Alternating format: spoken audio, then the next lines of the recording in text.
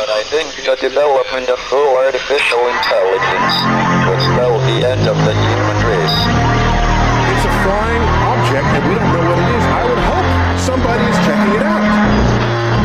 With the rockets or whatever, but incredibly fast, opposite direction. They were too fast to be an airplane. I'm glad the Pentagon is looking at this, because if it poses a threat, I want them on top of it. Well, the craft generates its own gravitational field. So you said there's lights in the sky? The internet has become the command center for criminals and terrorists. 911, what's your emergency? I need help, please help me! Won't let it happen. You know, that's what we're instructed to say. Roswell, Area 51. Alien kept deep under the ground. 1, 0, 1, 1, 0,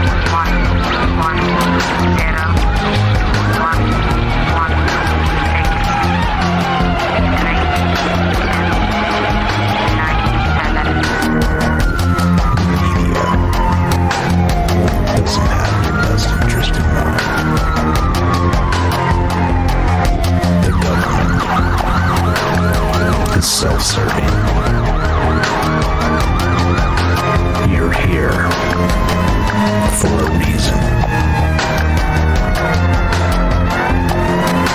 You're listening to Troubled Minds Radio.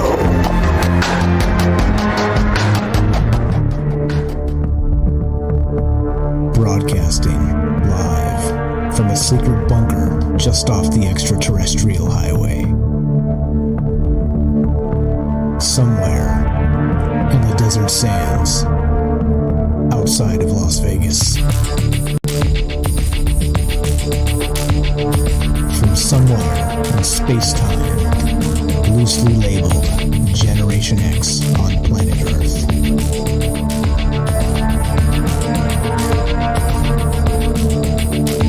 And asking questions of you in earnest into the digital darkness. Good evening and welcome to Troubled Minds Radio. I'm your host, Michael Strange. And hello to all of you who might also have troubled minds. What's up, guys? It is Tuesday night, and that means it's show night for Troubled Minds. We're streaming on Facebook. We're streaming on YouTube. We're broadcasting live on the Fringe FM. And we're having a hell of a time. It's how we do. It's how we do this. This show is about aliens, conspiracy, the paranormal. This show is also about the government, censorship, academia, all the things basically when you really think about it, when you get down to the nuts and bolts of what's really going on in this world, this is about our reality. But when you really think about all these things, it sure as heck seems like it's like we're living in that upside down world, doesn't it? Like it's very much, I don't know. Are we in that dystopia? Has it arrived? Did it come and go and we missed that part? We talked about a couple weeks back about how maybe disclosure came and went and we missed that. But I kind of wondered, like just as these stories just keep clunking out of this awful media, that maybe we missed it. Maybe at some point everything just kind of went completely off the rails. I don't know. Have you guys heard that theory that in 2012 the world actually did end, like by the Mayan calendar? Like it actually, like the world just exploded or whatever. The universe did its thing and it just disappeared, right? Like into the void or whatever, into the multiverse void. But maybe that really happened. Maybe that happened. Maybe we slipped into an alternate dimension when things went haywire there, and we have this bizarro media. We have this weird world where Donald Trump was president, and everything seems to be in reverse, upside down, and everything else. I don't know. The more I think about it, the more I look at it, the more it creeps me out, because I wonder if there are actual larger things going on. And that's what this show's about. It's kind of looking at what's really happening. And like I said, when you get down to the nuts and bolts, are we really well off as they say we are. I guess that's the trick here. That's what's going on. And so tonight, as usual, not as usual. So in typical Troubled Minds fashion, let's say, I think it's important to point out some threats to free speech, to free thinking, to this Orwellian future that we're supposed to be living in now, or that is well on the way. I can't tell. Like I said, maybe the dystopia that we're waiting for has already come and gone and passed us by, and we're just stuck. But there's some disturbing recommendations coming out of the media, let's say. I think that's the way to put it. Before we get there, though, let's back up just 1 second. I did say we were live on the Fringe FM. I did say we were streaming live on Facebook and YouTube. All that is correct. I'm not taking that back. But what I'm adding to that is, how about this? We do this show live because we love to include you. This show has always been done live. This show will always be live. All the ums and ahs and the imperfections and the things that come along with being live, it's a beautiful thing, in my opinion, because we get to talk to you. We get to talk to each other. And if you want to do that, there's a couple ways we can do that. You can dial this phone number, 702-957-1037. And one more time, that's 702-957-1037. I will read that out as we go. If you want to find the phone number directly, just go to troubledminds.org. That's the official website, and you can join the Discord there as well. Right on top of the page, troubledminds.org, there's a Discord link. Click that. It'll give you a direct invite to the server. And Discord is a chat client. It's a voice client. We do the show with it. When we have guests, sometimes we have them on Discord, and it works better than Skype and some other things. So it's definitely a fantastic thing. And also, please join the Discord if you guys have not on fringe.fm/chat/chat. Please do that. And lots of good conversation going over there. Like I said, it's a chat client. Lots of smart people in there sharing good information and talking about all the things we love to talk about. Of course, aliens, conspiracy, the paranormal. That would also be, what would that also be? Consciousness.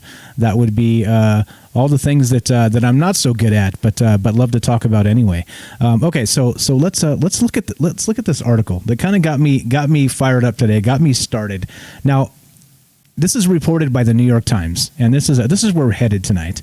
Is more of this Orwellian future that we supposedly live in, or like I said, we are racing towards feverishly. I think that's the craziest part. What's up?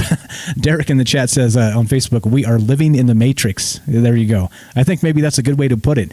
There's just there's some weirdness going on. So this article here in the New York Times came out today, and the headline is this, and it seems innocuous enough when it starts, right? So until you read a little further down, and then you wonder what the heck is really going on in this world. But here we go. I'm gonna put this up. It's up on the stream. I've linked it. You guys can check it out if you want to follow along. Now it says this. Now remember, we don't endorse any political affiliation, left or right or up or down or any of that. Okay, you decide. You be you. It's fine. We're non-denominational, non-political as much as possible. But this is dangerous, and I'll tell you why. Headline reads this from the New York Times: How the Biden administration can help solve our reality crisis. All right. Now the important thing to note is the term reality crisis. Remember how I just did all that rambling and kind of introduced the show and all that? That's what this show is about. It's about that reality crisis. The entire time we've been doing Troubled Minds, it has always been about this bizarre world we live in where everything is just not quite right. Right? You think about the government, they say, oh, everything's fine, we got it under control, everything's good. And then you dig a little deeper, as in, just do a simple search on the internet. And it's everywhere. And you're like, wait a minute, I thought everything was fine. Yeah, well, no. No. All right, so let's read just a little bit of this before we get to the actual terrifying part. But let's see where this starts. Let's see. They have to ease you into it, right? And of course, here we go. Just straight from the article, just right from the top. Put it on screen. You guys can check it out. Those of you that are watching the stream. Last month, millions of Americans watched as President Biden took the oath of office and in a high-minded inaugural address called for a new era of American unity. Hoorah, right? Yeah. This is everything. Like I said, everything's fine. Everything's fine here. Everything changed, right? No angry, hissing press. Just everything turned over. A whole new leaf, right? Whole new administration. Everything's good. It continues. But plenty of other Americans weren't paying attention to Mr. Biden's speech. They were too busy watching YouTube videos alleging that the inauguration was a pre-recorded hoax that had been filmed on a Hollywood soundstage. All right. Or they were melting down in QAnon chat groups trying to figure out why former President Donald Trump wasn't interrupting Mr. Biden's speech to declare martial law and announce the mass arrest of satanic pedophiles. And for those of you that don't know, there's a little bit of weirdness there with QAnon and some of the stuff. I am not a Q adherent, by the way, so in case anybody's wondering, I've said this many times, and we don't really talk about it in particular on this show because it seems I don't know, suspicious, like it's a propaganda something or other, at the very least. So I don't know. Again, so bear with me here. I'm not trying to say one way or the other. This continues though. Or maybe their TVs were turned to OAN, where an actor was floating the baseless theory that Mr. Biden wasn't actually elected by the people. All right, and then it continues. Hoaxes, lies, and collective delusions aren't new, but the extent to which millions of Americans have embraced them may be. 30% of Republicans have a favorable view of QAnon, according to a recent YouGov poll. Now, this is where things start to sketch out a little bit, okay? So let me ask you the question then. According to this New York Times article, that if a recent YouGov poll said 30% of a particular group of people, we'll say Republicans in this case, because that's what they said, view QAnon favorably, does that mean they believe everything that comes from Q? I think that's probably one of the things that kind of puts up my antennas immediately when I start reading this stuff. I have become adept at sniffing out propaganda. It's just what it is. Like the second I see it, like you get down to as soon as they start turning the language into whatever the language turns into, just dropping out just enough, the breadcrumbs to make you believe, to make you hate, to make you unperson folks, so that things cannot be political, but things can be the things cannot be people, they can be political. And so as a result, you unperson them. Again, we've said this lots of times on this show, and it's completely true. Once you can label somebody this or that, you can hate them, and it becomes okay, you see? And that's, again, part of the upside-down world we live in, as I explained when we started.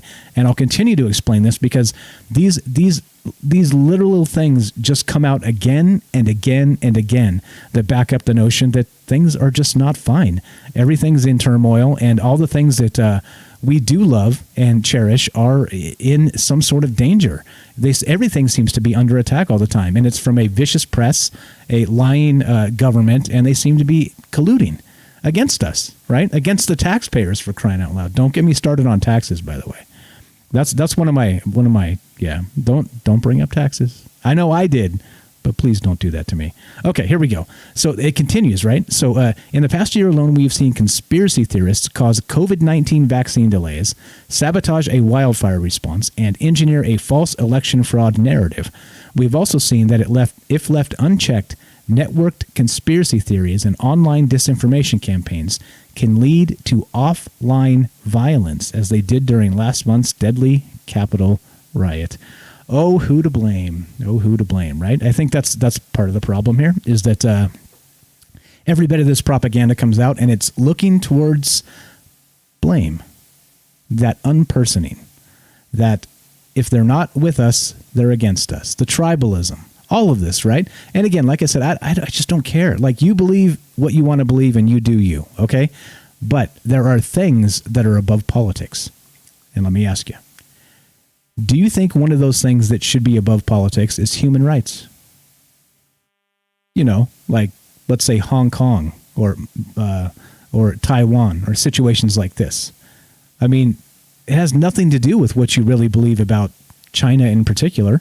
I mean, they're the ones kind of orchestrating this and kind of cracking down on people.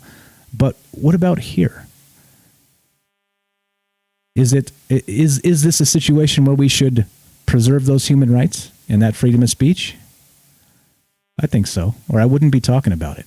I think this is definitely important. All right, now let's get to the terrifying part here. Let's just cut to the chase and let you read in on what they're actually talking about here and what this New York Times article.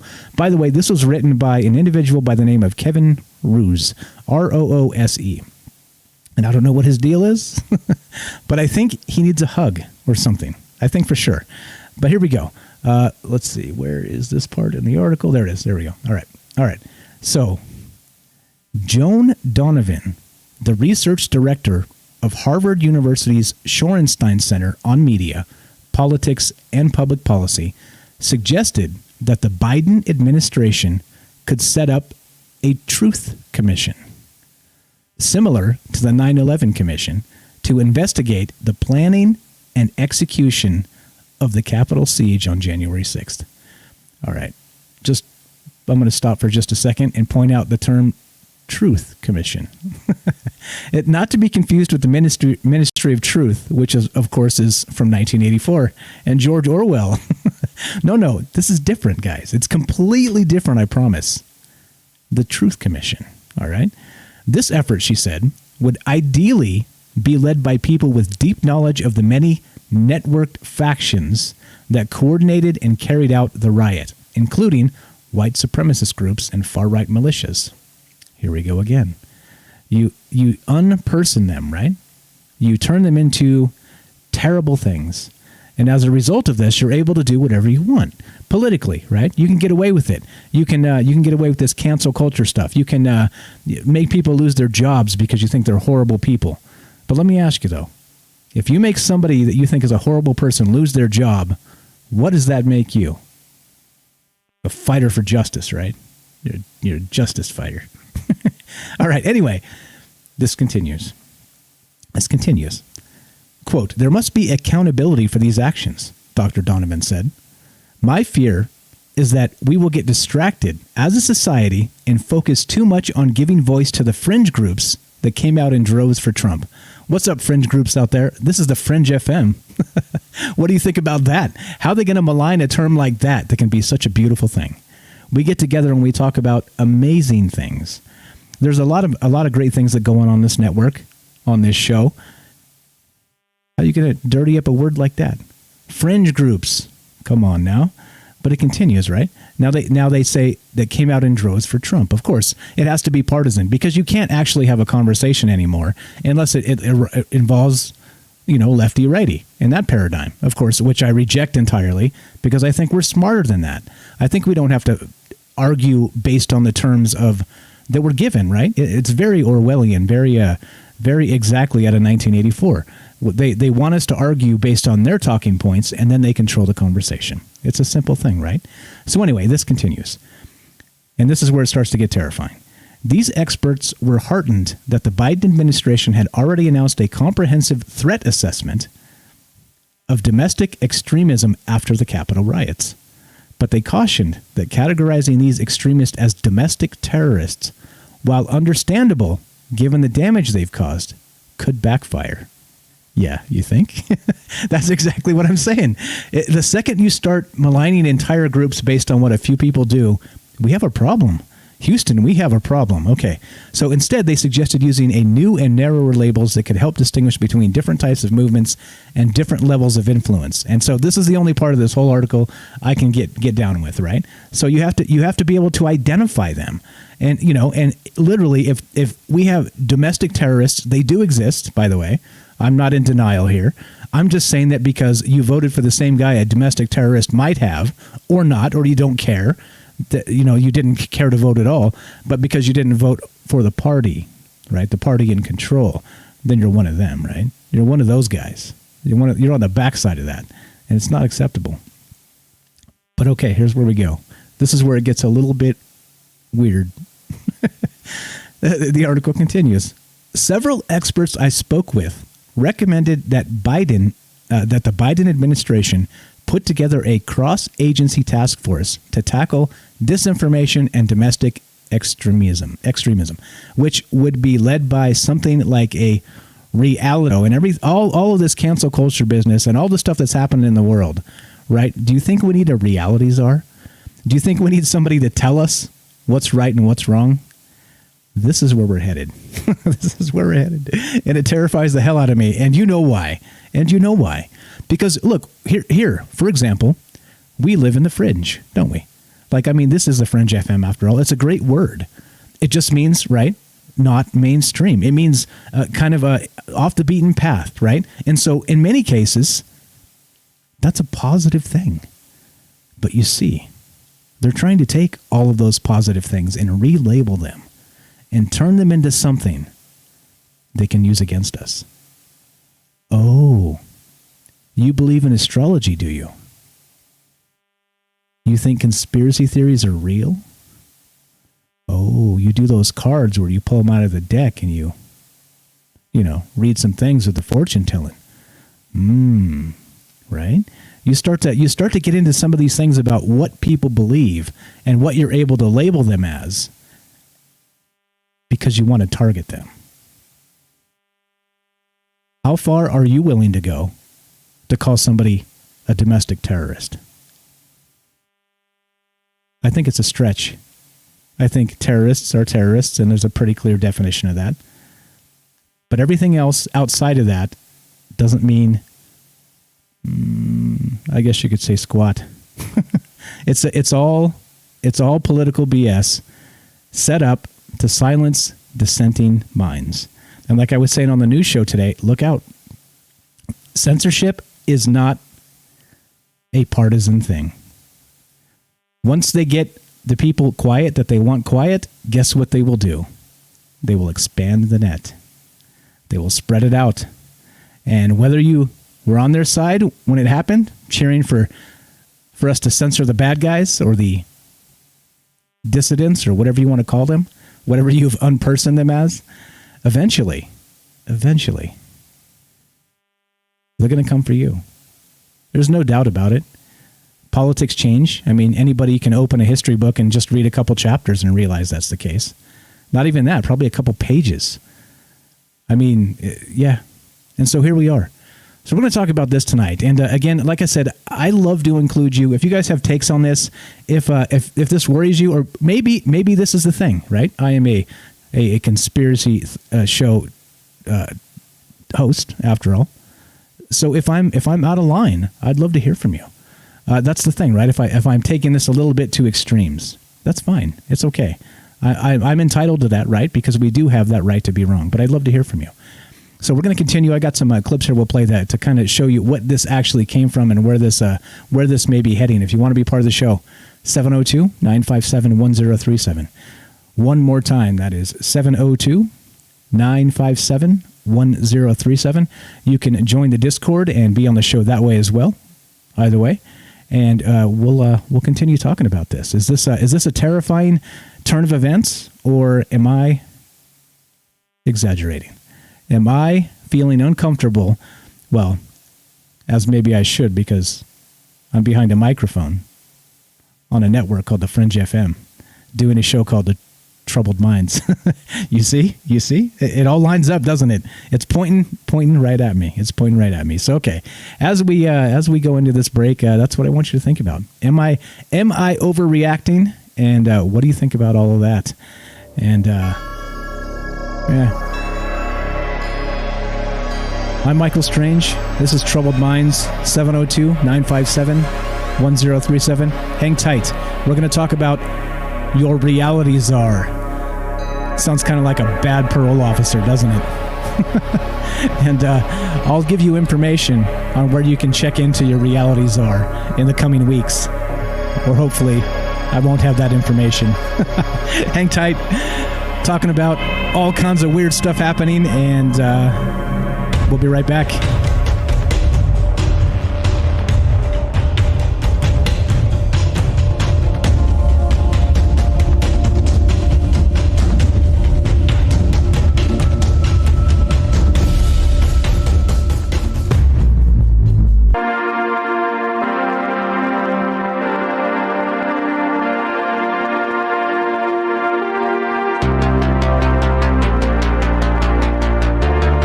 Welcome back to Troubled Minds.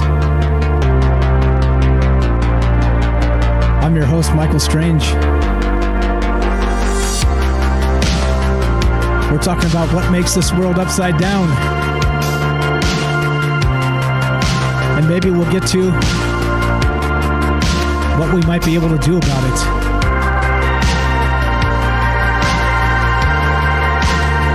Is there anything we can do about it?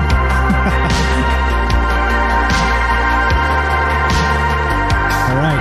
So, as we appoint and check in with your reality czar, the question is this.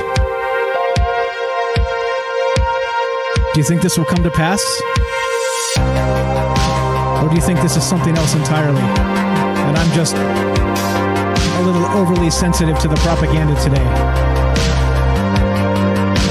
Because, of course, that could always be the case. I am fallible after all, contrary to popular belief. I am only one person, and I can't be wrong.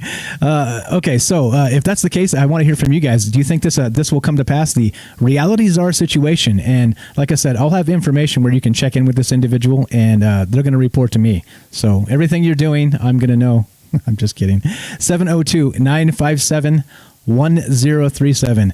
troubledminds.org. Click the Discord link. You can find the phone number and the Discord link at troubledminds.org, the official website. But yeah, okay.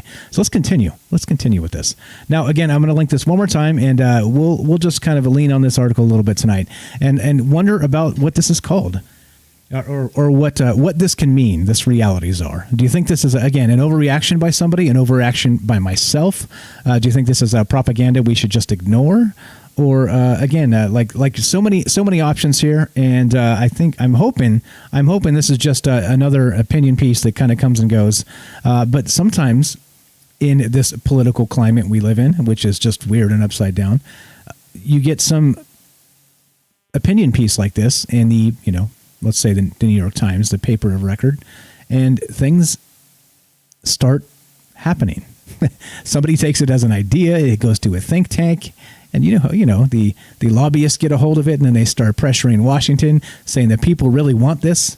They want a reality czar, like a bad probation officer. They have to check in with to make sure that they're grounded in reality, and they don't believe too many ridiculous things. Yeah, that's what's up. That's what's going on. So we'll see. But here we go. Now, given all that, right now, tech censorship is part of this. It's literally so. Okay, so we talk about free speech on this show quite a lot, and rightly so, because this is a talk show.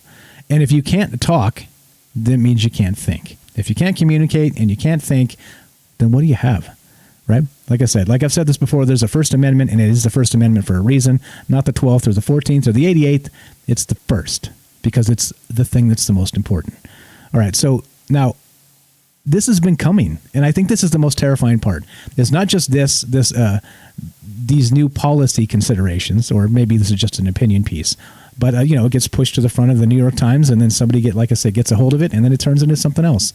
But how does this relate to, I don't know, the past 10 years and how this has been happening? And I got an idea. Why don't we play a couple clips, and we'll explain exactly how. And so now this is the thing, just I want to be clear. It is against the Constitution and, in my opinion, a violation of our human rights to shut down speech from the government. All right? Well, that's not really what's happening, is it? Well, let's see what's really happening. Contrary to popular belief, the internet is not as free and open as one might think. All of our activity on the internet passes through the hands of private corporations, and they decide what you can say or see on the internet. In China, for example, the government actively instructs internet service providers and their content hosts to police their services. They even go as far as handing out internet self-discipline awards to companies that contribute the most to a harmonious and healthy internet development. And this is a ceremony I attended in 2009 where the top 20 websites in China received what's called the Self-Discipline Award. And Robin Li, the CEO of Baidu, was one of those recipients. And so this is one of the features of Chinese internet censorship and surveillance, that it's actually carried out primarily by private sector companies, and that the companies that run China's internet services and platforms are acting as an extension of state power. It may not surprise you that this kind of censorship takes place in authoritarian regimes, but similar kinds of censorship can also occur in Western democracies. Oh, yes, they can. And this is from years ago, actually. So I went back. I was kind of curious at how this conversation happened maybe 10 years ago and some of the things they were talking about. And so I went back. I was kind of one of those deep into YouTube situations and seeing how the conversation had changed over the last decade or so. And wouldn't you know it, it hasn't a lot. The only thing that has changed is the amount of crackdown that's happened as a result, right? So that was part one. This is again from 10 years ago, and this is kind of a sign of things to come. And so we're time traveling. We're going back 10 years to find out what this conversation looked like and where we went wrong. Maybe, like I said, maybe it was 2012 and the world ended. Maybe that's where we went wrong. I hope that's not the case, and we're in some bizarro Twilight Zone type of situation. But the conversation hasn't changed much. But the amount of action that's been taken by private companies, no less, and not necessarily the government, has been astounding, especially recently. So here we go. That's part two and how this happened. Again, they talk about China. We'll talk about that a little bit as well tonight. The social credit score and how they do the rest of that. That's not what it's about, but here we go. Part two, this is how this happened. This is from approximately 10 years ago, and we're going to look at how this conversation may or may not have changed, and again, you decide. Part two, action. For many, it began with China. That was the most public example. That was the place where the companies had been named and shamed and otherwise publicly taken to task. But very quickly, folks realized that it wasn't just China, that it was countries around the world. And in fact, as we've seen in the Open Net Initiative research, it's dozens of countries where state-sponsored internet censorship is happening. And it's not just authoritarian regimes, but it's in fact democratic Western regimes. Internet service providers around the world receive many requests from Western governments to block or remove content. In 2010, Google started releasing data about the requests they receive and how often they comply. One of the great challenges that we all face in this space is the total lack of transparency as to what governments are requesting of companies, how companies are responding. And much to its credit, Google has released information about the government requests it receives for takedowns and made that public on a country-by-country basis, not quite in real time, but in fairly real time. And that's a really remarkable step in giving us all a window into the challenges that particular companies are faced to address with the requests they get from governments. Okay, so transparency, right? That's, again, one of the major themes of this show, is that I think that I should be able to have a conversation about whatever I want to, and I think that you should be able to join me, and we should be able to talk and not be harassed by tech censorship or the government or any of that for that matter. And so, with that said, let's go to our phone line here for this is transparency. Again, if you think I'm off the rails, give me a call. I'd love to talk to you. If you don't, or you just want to say hi, show feedback, whatever, 702-957-1037. That's a Las Vegas area code. That's where we're streaming from. You can also join the Discord and hop in the caller queue, and we'll put you on the show. It's as simple as that. But what do you guys think? Is this again? Are you looking forward to your reality czar? And and it's that's what's happening. That's what hit the New York Times today. The several experts I spoke with recommended that the Biden administration put together a cross-agency task force to tackle disinformation and domestic extremism, which would be led by something like a reality czar. Somebody else made that up. I swear I didn't make that up. It sounds like something I would make up to make a show about, right? No, I promise I did not. Somebody else. So, and then the article continues here, which is funny. It says, "It sounds a little dystopian, I'll grant, but let's hear them out." Making the argument, making the case that you need a reality czar, and yes, oh my goodness gracious, this is where we're at. This is the world we live in. This is the upside down. This is troubled minds, and again, right? It's happening, and this is not partisan, guys. Please, this is not. It is once they shut up one side, they will move to shut up the other side because they have it in them. They have established the means. It's become a thing, and then they're like, well, okay, well now we've shut up these guys, but now those guys over there, they just keep flapping their gums and they're being irritating. What can we do about them? Oh, why don't we do what we did to the last guys? It's simple, right? Oh, geez. Yeah. That's what's going on. Again, stand against this, please. I implore you. This is not a situation that we should take lightly. It's why I talk about it probably too much even. But the First Amendment is a sacred thing. People the world over are dying, literally dying. We have people that listen from different countries to this show, and they cannot openly talk about this show, right? Because it could get them in trouble. Do you understand? There are places in the world where it is like that, and it is not cool. It is not kosher. It is not a situation that I'm happy about, and they want to bring it here. They want to bring it here. Here we go. Another clip regarding about how we got here and how they censor the internet. And notice, it's not the government, like I said. It's not directly, because they can't. They have a Bill of Rights in the way. They have a First Amendment in the way, right? They have that. And what they do is they go through the technocracy, the technocrats, the Jeff Bezos of the world, who stepped down today. Everybody see that? Or announced he's going to step down in the third quarter this year? It's a little bit weird. He's a little young for all that. I wonder. I kind of got it in my head that something happened, and we don't know about it just yet. Huh. Interesting. Anyway, I hope he's okay, etc., and all that good stuff. But yeah. All right. So anyway, Jeff Bezos, Mark Zuckerberg, Jack from I don't even know Jack's last name is Twitter. Jack from Twitter. That's his middle and his last name, Jack from Twitter. But yeah, those guys, right? I mean, the new guy from Google is, I always forget his name. But there's a lot of this going on where the government doesn't have to do anything because, you guys ever heard of Operation Mockingbird? Yeah, right? Where the government actually works with the media to get the information out that they want as propaganda. Yeah. So do you think, by any chance, that they're working with the technocrats? Yeah, with these big tech organizations? I think so. I think it's almost a certainty. But here we go. We got a phone call coming in. We're going to take this in just a sec. But yeah, I mean, that's what's on my mind tonight. And again, like I said, I may be a little sensitive about this propaganda. And when people suggest things that are, how I freaked out last time. I'm prone to freaking out. I was freaking out about the re-education camps. Remember that? I know Joe remembers. Poor Joe Rube called me and I yelled at him because I was so amped up. Like, this stuff is not funny. Like, when you're talking about a reality czar and a re-education camps, we got a problem, don't we? Like, we got a serious problem.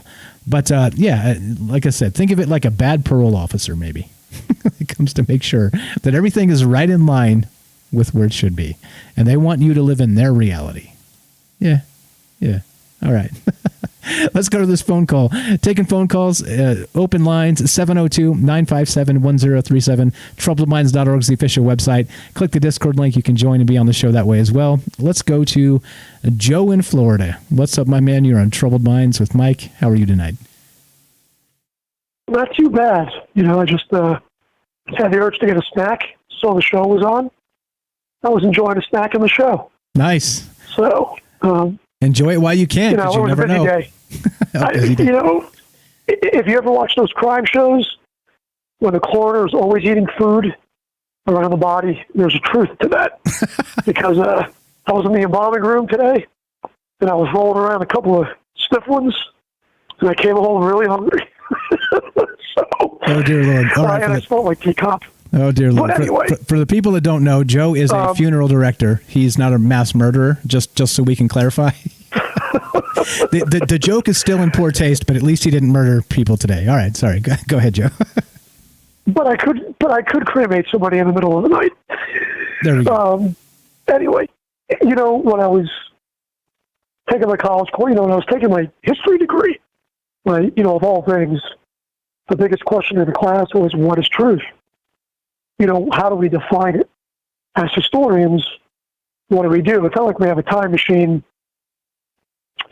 and we can go back and, see if Jesus or any other religion, the Mormons, the tablets, whatever. But I think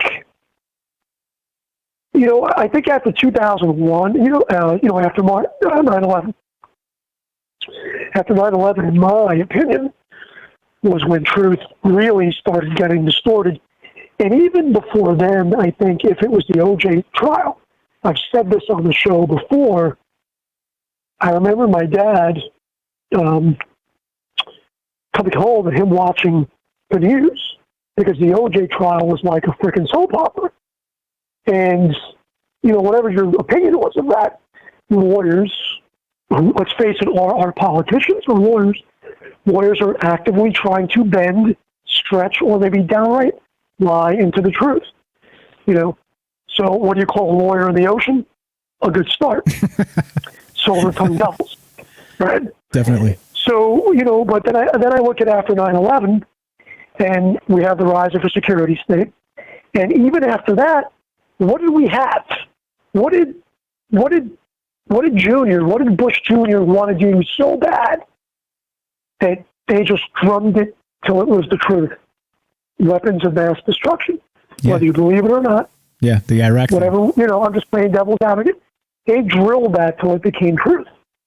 Okay, they drilled it just like Reagan before him with, what do they call it, voodoo economics and the trickle-down theory. Okay, that's how those little tidbits of lies started. That movie Network, which I should watch again because it's been so long. They all predicted this. We know this. We've talked about it on the show. But I'm with everybody else. Here's the thing. If I could read something very quickly about that book that I keep bringing up, okay, about China. China's technology has already taken the West's. But the author points out that at the core of the Chinese state, the heart of its modernity is breakneck growth. It lies in something very ancient. Chaotic despotism is their despots. Fear is what polices the internet, phone conversations in public spaces. Whether Big Brother is watching you or not, ordinary Chinese are internalizing that surveillance and just censoring themselves out of fear. We're not there yet. But the fact that they want to mention a truth czar, okay, could be a scary thing, right? I don't think we're going to take that. The Chinese may be inoculated against the appeal of genuine democracy when they encounter it elsewhere in the world. Okay, Europe has been half asleep to the development and can't afford to ignore it. Okay, ultimately the author hints that Jinping's airless regime may be self-defeating. To sustain such dynamic prosperity, and China's leading on new technology, need to free its best minds for creativity and experimentation in unauthorized thinking. China defines itself against the West and its values at the very time while the European Union and the rest of the world is splintering. Let's face it. Okay? But their technology runs amok here. Okay? TikTok. We talked about TikTok. But TikTok has become normalized. And when you said every piece of information goes to a private company, we know that. We all know that. And here we are. Yet here we are. Okay. Here we are. It's happening anyway. That's the terrifying part about. Sorry, go ahead. Go with what we do. I want to hear this.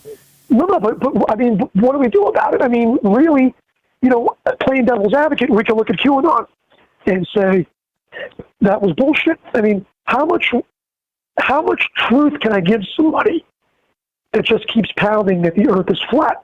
It seems like most of us that might be moderates, most of us that want to believe that there's UFOs and other shit that's outside of this planet, maybe because it harbors. All right, clean it up, Joe. Clean it up, Joe.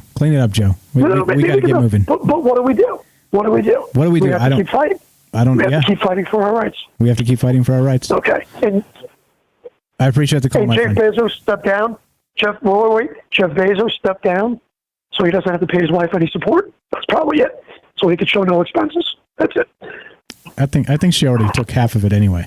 Yeah, we'll get into that at some point. I'm not sure what's up with him, but there's again, it doesn't happen joke. so it's often. It's just a stupid joke because nobody wants to pay alimony. Anyway, have a good night, guys. Stay warm. Thanks a lot for the call, Joe. There you go. If you guys want to be part of the show, simple as that. 702-957-1037. What do you think? Again, is clearly? I think anybody that understands or lives outside of that partisan divide really gets what human rights mean. And it doesn't take much. You just have to look around the world and see. Like there's people in the United Kingdom crying about human rights, wanting more human rights. And, I don't mean crying in a negative way. I just mean it is the way the world is. And so we shouldn't be trying to crack down on these things like speech and thought and, with the thought police and this exact, the term, the realities are. It's just a terrifying term. But okay, here we go. Just for example, so just throw another article in here. This is from technologyreview.com. And I don't know if you guys remember this. This is a couple years back, and man, time flies. It's unbelievable. A year and a half, maybe.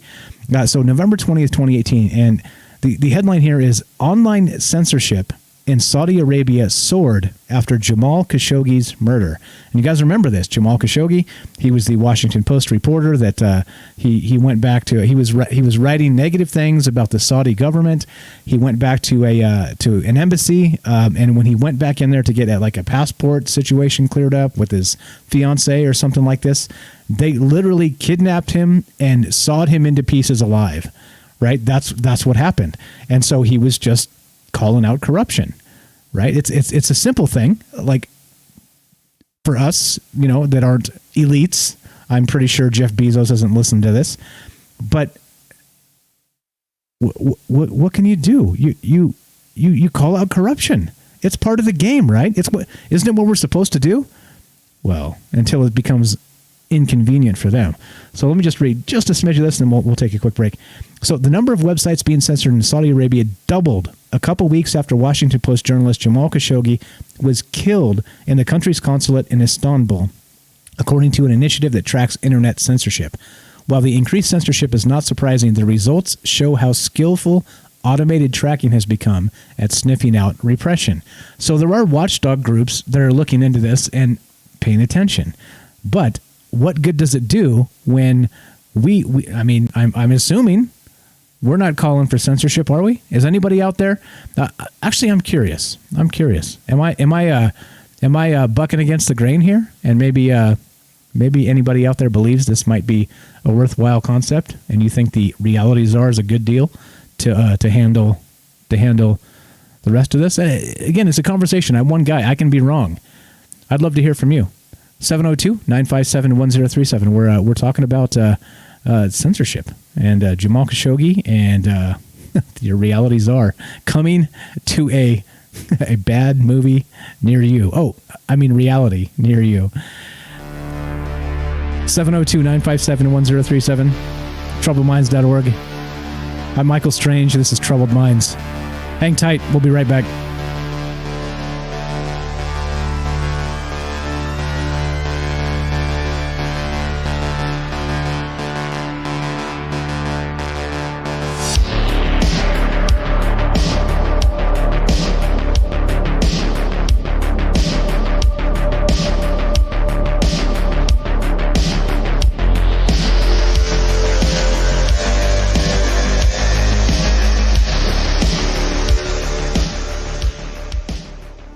This is Michael Strange from Troubled Minds.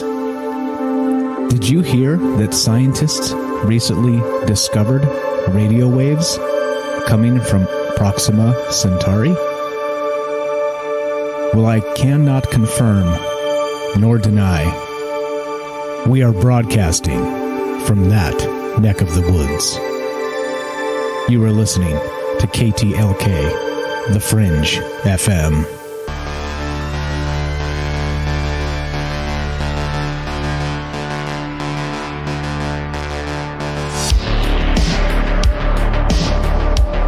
Welcome back to Troubled Minds. I'm your host, Michael Strange. We're talking about your reality czar. Censorship. Orwell's thought police. Is there a way to stop this? Is there a way to let this go?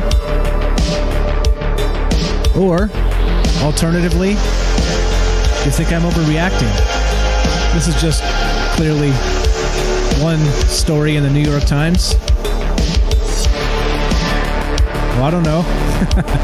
If you ignore everything else, I guess. But I'm open to that.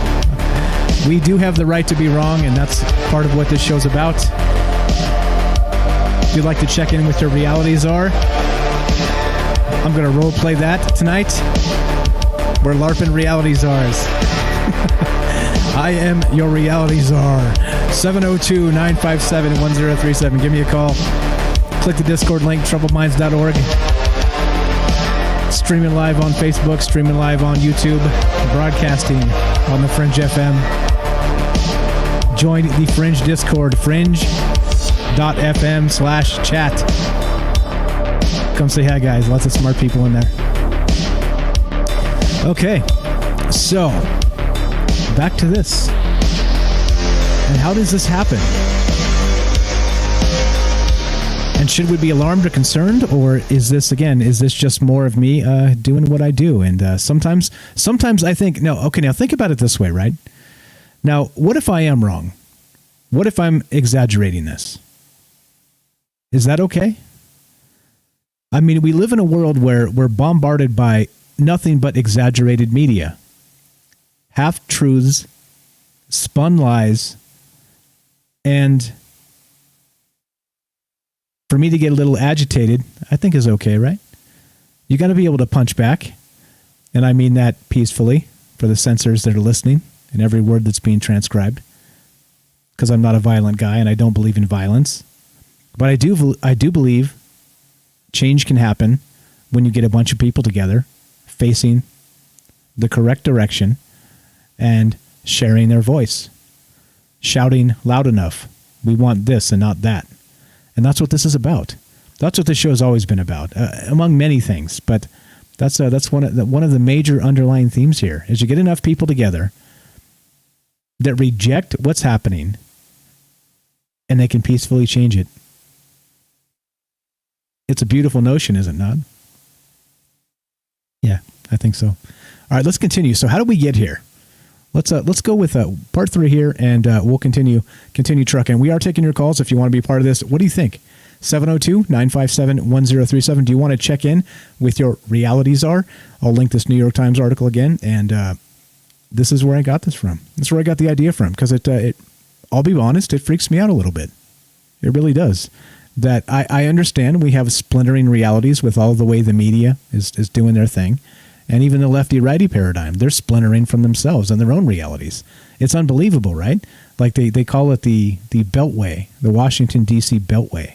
And these people live in that bubble that the 565 people that run this joint, and they basically don't even realize from coast to coast in middle America, there's a whole lot of people in a whole lot of small towns and a whole lot of states that aren't super industrialized. And yeah, and they just forget them entirely. That's just regular old people. Well, what's up, Joe Roop from Arkansas? I'm sure you know what I'm talking about. They just forget. They forget we're there. It's me in Nevada here. I used to be on the coast in California, and yeah. Okay, anyway. All right, let's play this. Part 3, how did we get here? Action. We're talking about corporations that serve as intermediaries, platforms for information flow between people and among people.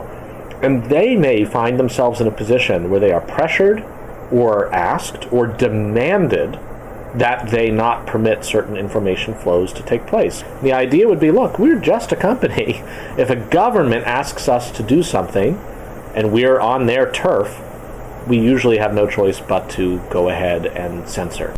ISPs often remove or block content when governments ask, but they also do it without prompting or coercion. There are many examples of how private companies control the flow of information on their platforms, be it for legal, ethical, economic, or other reasons. Shortly after the so-called slut walks against male chauvinism in Brazil, it was reported that Facebook had removed pictures of the protest, including bare-chested women. These images have since been deleted by Facebook for violating the Declaration of Rights and Responsibilities, as outlined by the online service. Flickr as well was caught removing content. In early 2011, Hossam El-Hamalawi discovered that Flickr deleted his uploaded photos of police officers from Egypt's state security force. He later learned that this happened because the pictures were taken by someone else, a violation of the site's community rules. Apple is also known for the severe control they exercise over their App Store. Oh, The App Store. You don't say. Again, remember, this is from so he's talking about 2010, 2011. So it's around-ish 10 years ago, like maybe just a little bit, maybe 8 years, something like that. This is old. And this is them talking about censorship then. And you hear what he said there. He said that Apple takes a hard stance on their censoring their actual app store. And we saw that recently, didn't we, with Parler? With Parler. And again, right, please just don't mistake this. Be political all you want. I don't care. Or not. I don't care. It's not that. We're not going to hate on the righties or hate on the lefties. I'm hating on censorship because it's unacceptable. It's un-American, and it's opposite. It is the upside down of the world we should live in. And that's why I'm talking about it. That's why it's important, and we bring it up from time to time because it is. It's one of those things that it doesn't get a lot of play, right? You get like a quick clickbait headline that it politicizes it, lefty, righty, red team, blue team, this type of situation, and then it goes away, and then it's a new one tomorrow, right? It's like, again, that this news cycle is relentless, and I watch it closely. Well, maybe that's why I'm freaking out. Maybe I should step away from the news cycle, Mike. What's up? GameVet says, it sounds like Flickr sucks. And again, right, I think Flickr doesn't even exist anymore. Am I right? Has that been gone now for a long time? That's how old this clip is, just FYI. So it is old. Flickr, right? Like, who uses Flickr? Does it still exist? It's like Yahoo. It's like it exists out there, but you kind of have to run into it accidentally to realize it. Anyway, I digress. Part 4, action. At its launch in 2008, Steve Jobs announced that the platform isn't open to every app for a variety of reasons. Will there be limitations? Of course. There are going to be some apps that we're not going to distribute. The ambiguous unforeseen, in particular, gives Apple a free hand to filter as they see fit. Somebody came up with a baby shaking game on the iPhone and offered it up in the store, and then a bunch of people said shaken baby syndrome is a serious problem. Apple, do the right thing, get rid of it. And Apple got rid of it. And I think that can be pretty dangerous, because now you've got highly risk-averse companies, like on the margin. What do they need this kind of pressure for? And they'll get rid of not just shaken baby, but as happened with Apple, they got rid of an app that was simply a countdown to the end of George W. Bush's presidential term. That's all it was a timer called Freedom Time, to counting down to the end of an era, and instead of era. They didn't allow the app because they don't want to get in the crossfire, and that's dangerous for a healthy society. In short, people often look at the internet as a free and open public space. The reality, however, is that the vast majority of online space is privately owned. Online, people are limited to what internet service providers and content hosts allow them to do and see. Sometimes they restrict content because of government pressure, but sometimes they do it on their own initiative. We need to be aware that censorship is not just something that happens in authoritarian regimes, but actually occurs all over the world.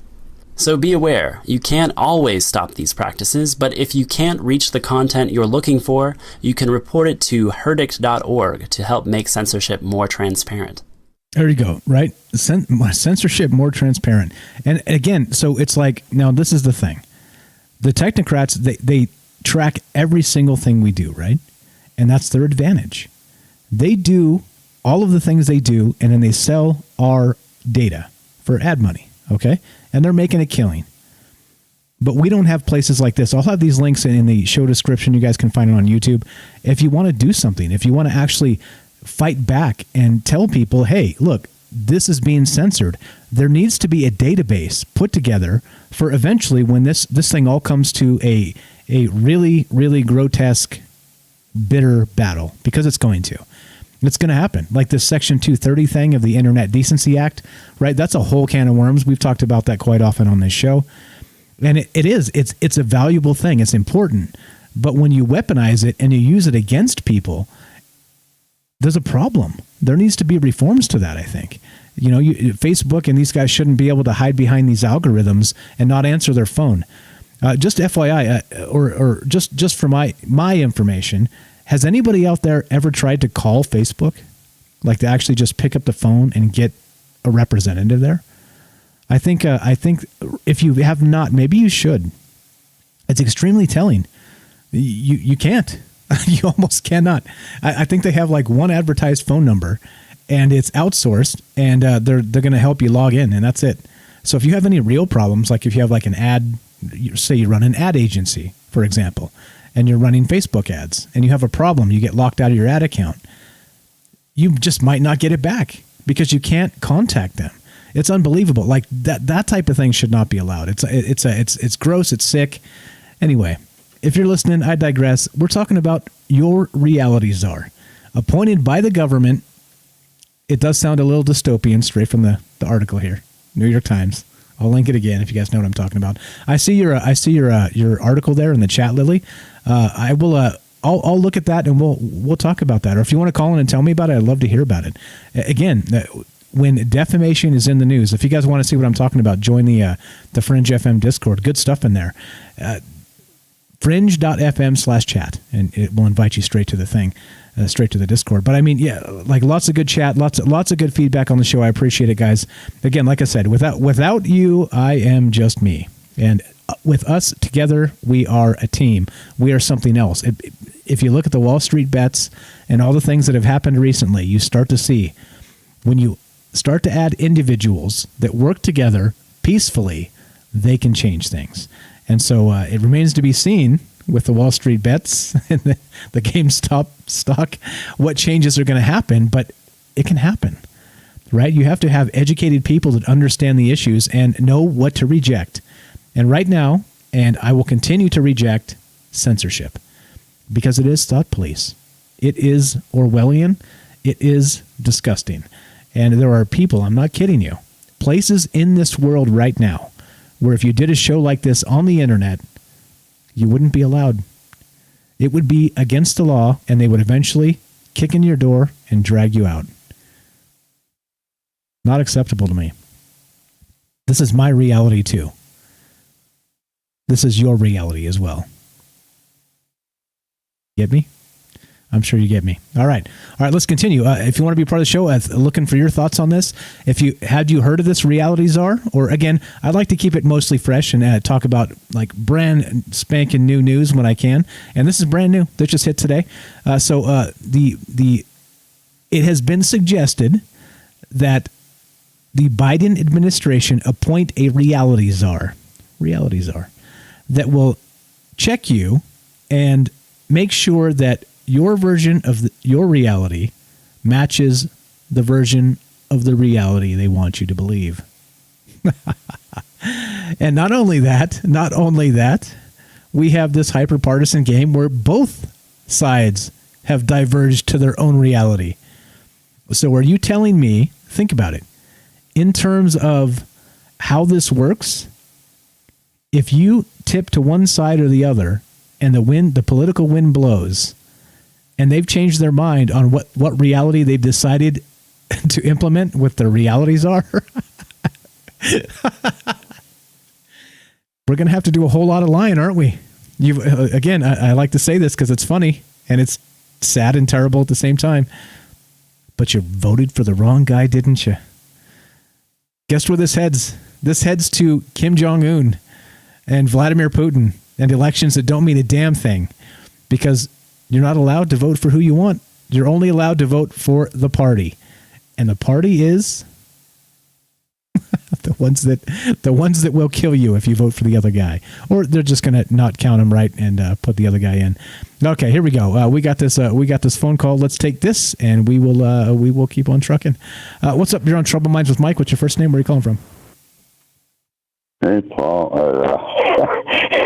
Hey, Mike, it's Paul from New Hampshire. Paul from New Hampshire. What's up? Sorry, How are you? A little slow tonight. A little You're okay. depressed. You're okay. You know? No, that's okay. It's kind of funny. I'm on my path, and I find you, and you're right on my path. How does that happen? It happens, man. It happens. Look, there's a thing called the universal subconscious, and it means if I'm thinking it, somebody else is also thinking it, even if we're not connected. Yeah, so it might in any be way, shape, real. or world. It's real. It might be it's real. real. So to me, we're not crazy. Is that what you're saying, Mike? I'm saying we're not crazy. Come on. I'm saying it's How do okay. we not get crazy? I'm saying it's okay. By the way, I got a new book for you guys. guys. You might want to look this up. It's called Masturbate Your Way to the Top. I mean, come on. All right. Hey, wait. Family show. Let's not go there. Okay. Well, I didn't know masturbate was a swear word. I thought there was something normal that all of us do at one point. I noticed I didn't, get really dirty about it. That's just reminding you. All right. That proves my point. Carry on, sir. That proves my point, I guess.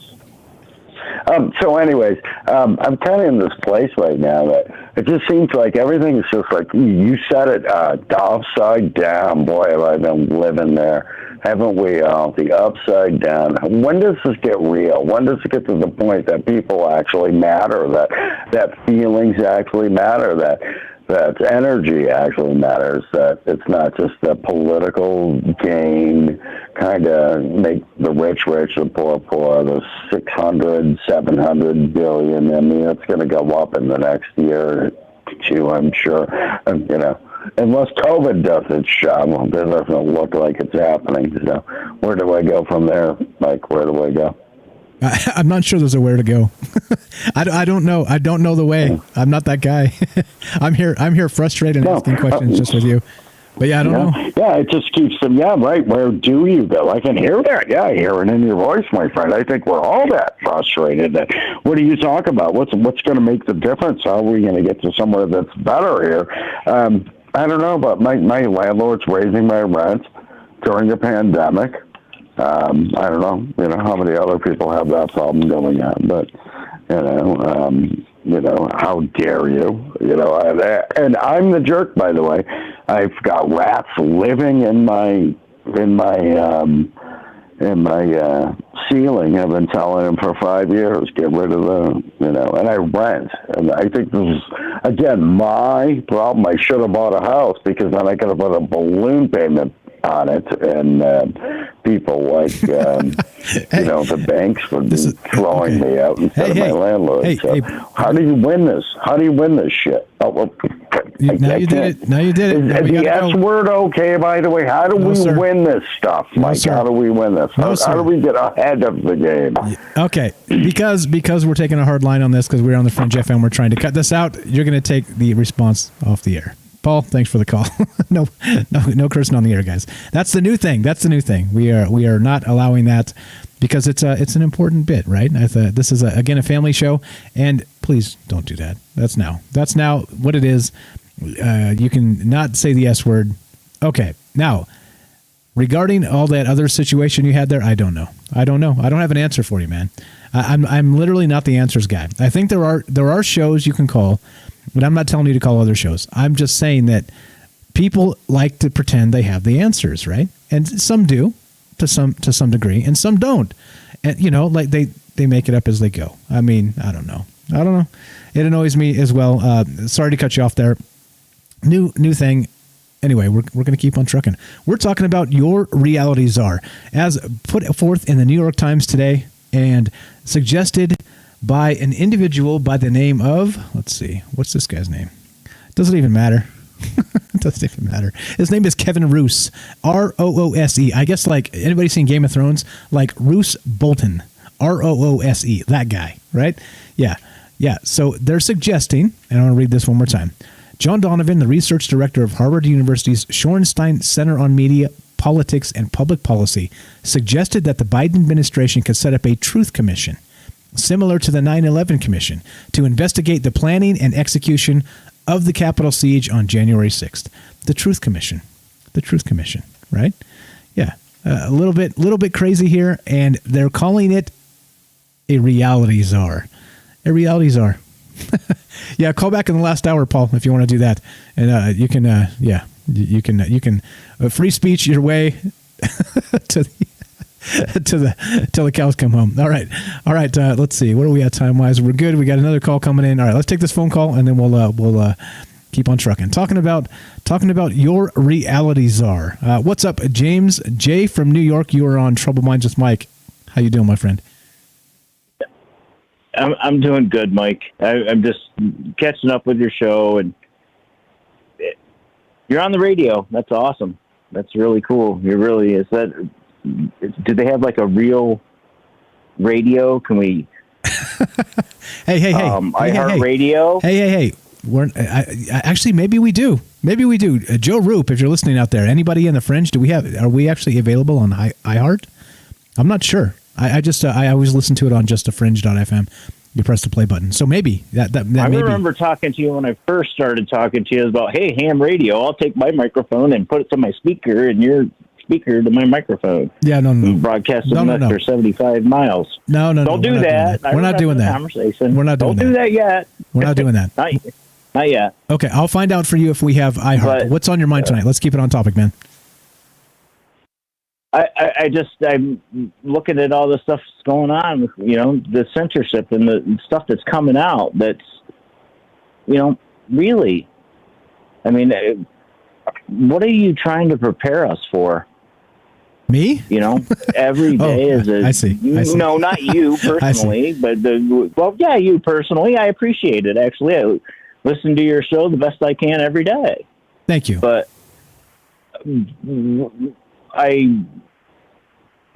I'm wondering with this montage of BS, because that's acceptable, right? We're allowed to say BS. Yes, sir. You're good. Everybody's on eggshells now.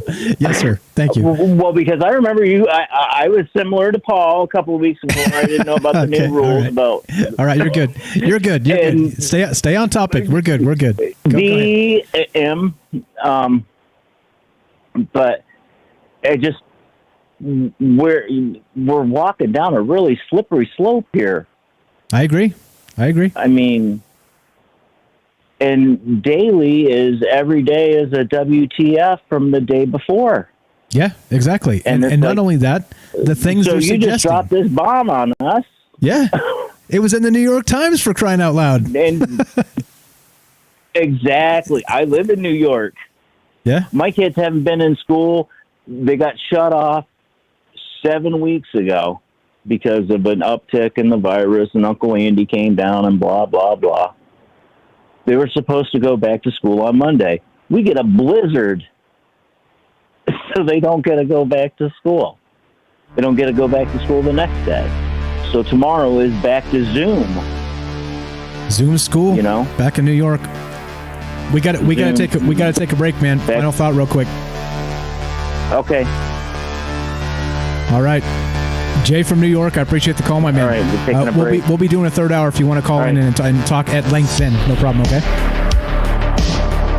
All right, no problem. Thanks for the call, my man. Jay from New York, again, 702-957-1037. You want to be part of this? We're talking about your reality czar. I will assign them to you after the next break. Stay tuned. You're listening to Troubled Minds. I'm Michael Strange. And it's sick. The conversation is sick, but it needs to be had. It needs to be said. Hang tight. We'll be right back talking about your reality czar, text censorship, and what this means for the future.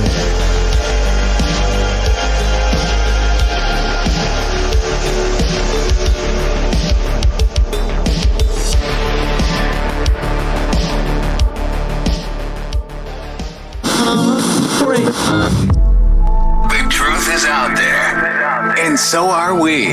KTLK, Digital Broadcasting, The Fringe FM.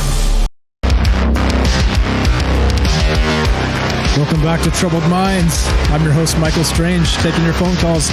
We're talking about your reality czar. We're talking about a New York Times article today where they suggested the dystopian version of your future, where you may or may not have to check in with your reality czar. It sounds ridiculous. How do people even come up with these things? Even worse, how does the government think these things are good ideas? That's the terrifying part.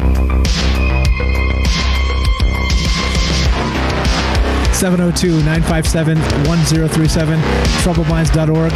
Click the Discord link. Come join us. Fringe.fm/chat. Join their Discord. I'm watching both. I've got eyes in the back of my head. It has been rumored that I am an alien hybrid, and I cannot confirm nor deny that rumor. but I may have eyes in the back of my head.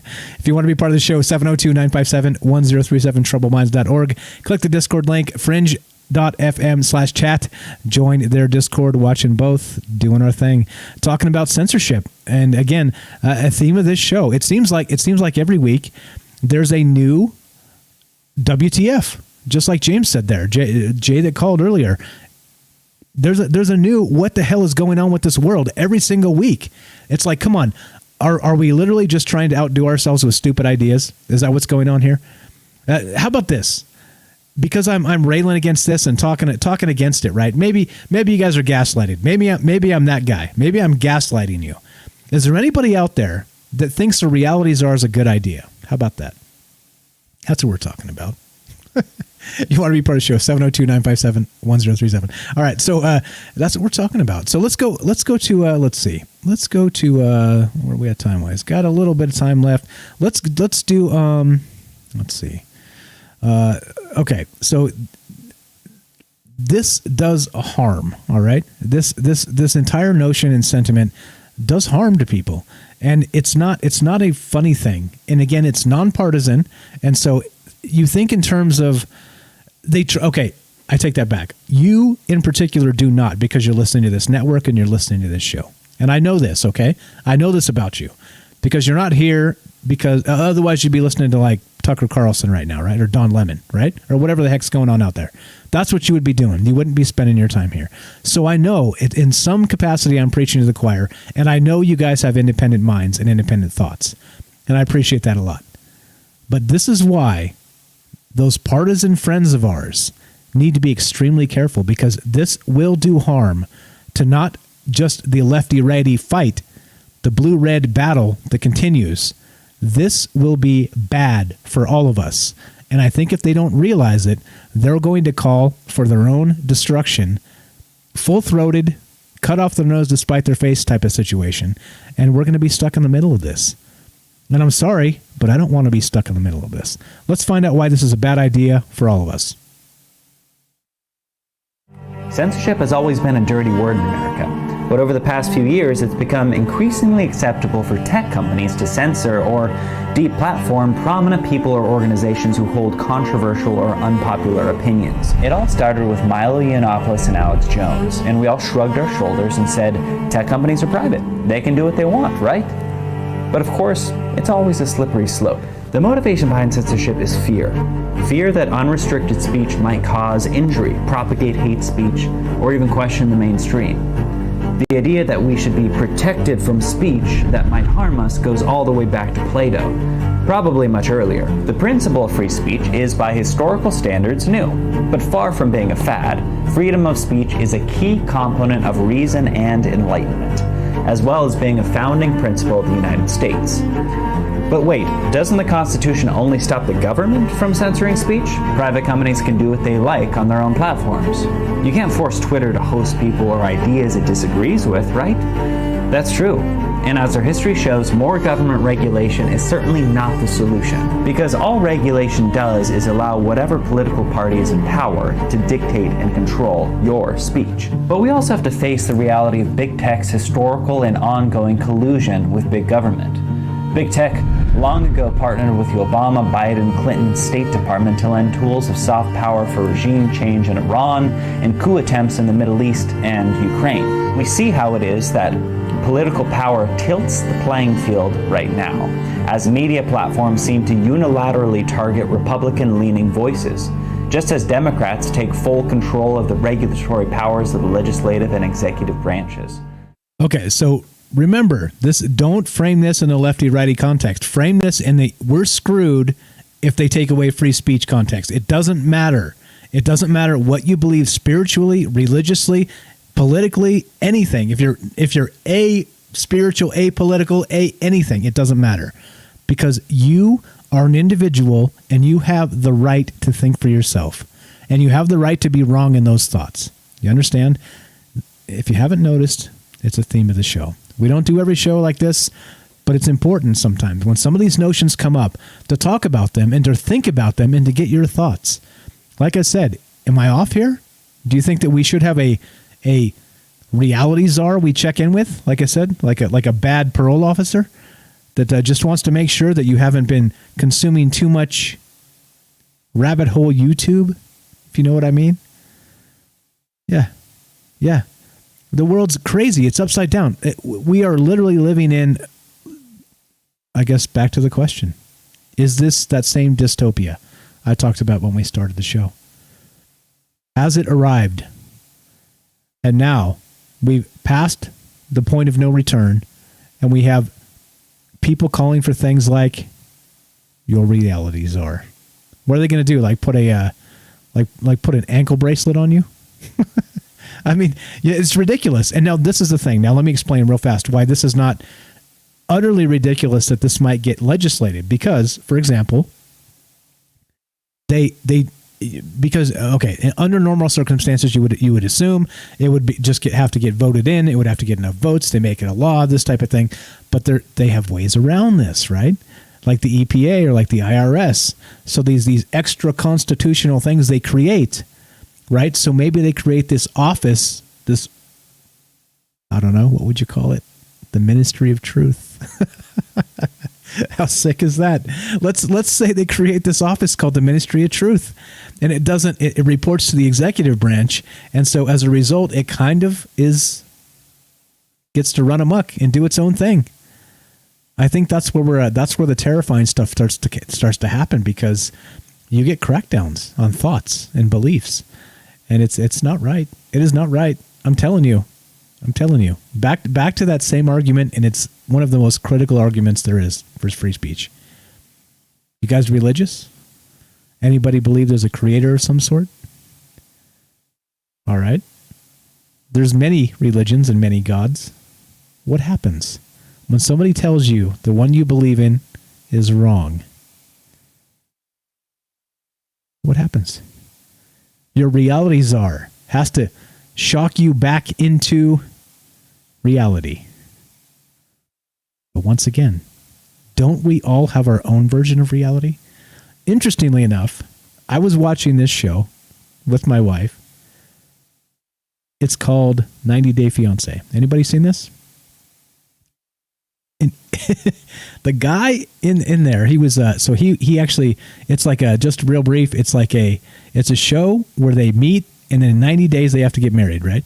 Or they've already met and they're dating kind of like from afar, and they have to get married within 90 days. And so the drama ensues, the cameras roll, and it's reality TV. And sometimes it's good. But there's a guy that went to, I believe it was Romania, to meet his wife to be, and she kept trying to get him to go to church. And he kept trying to say, I don't believe in that.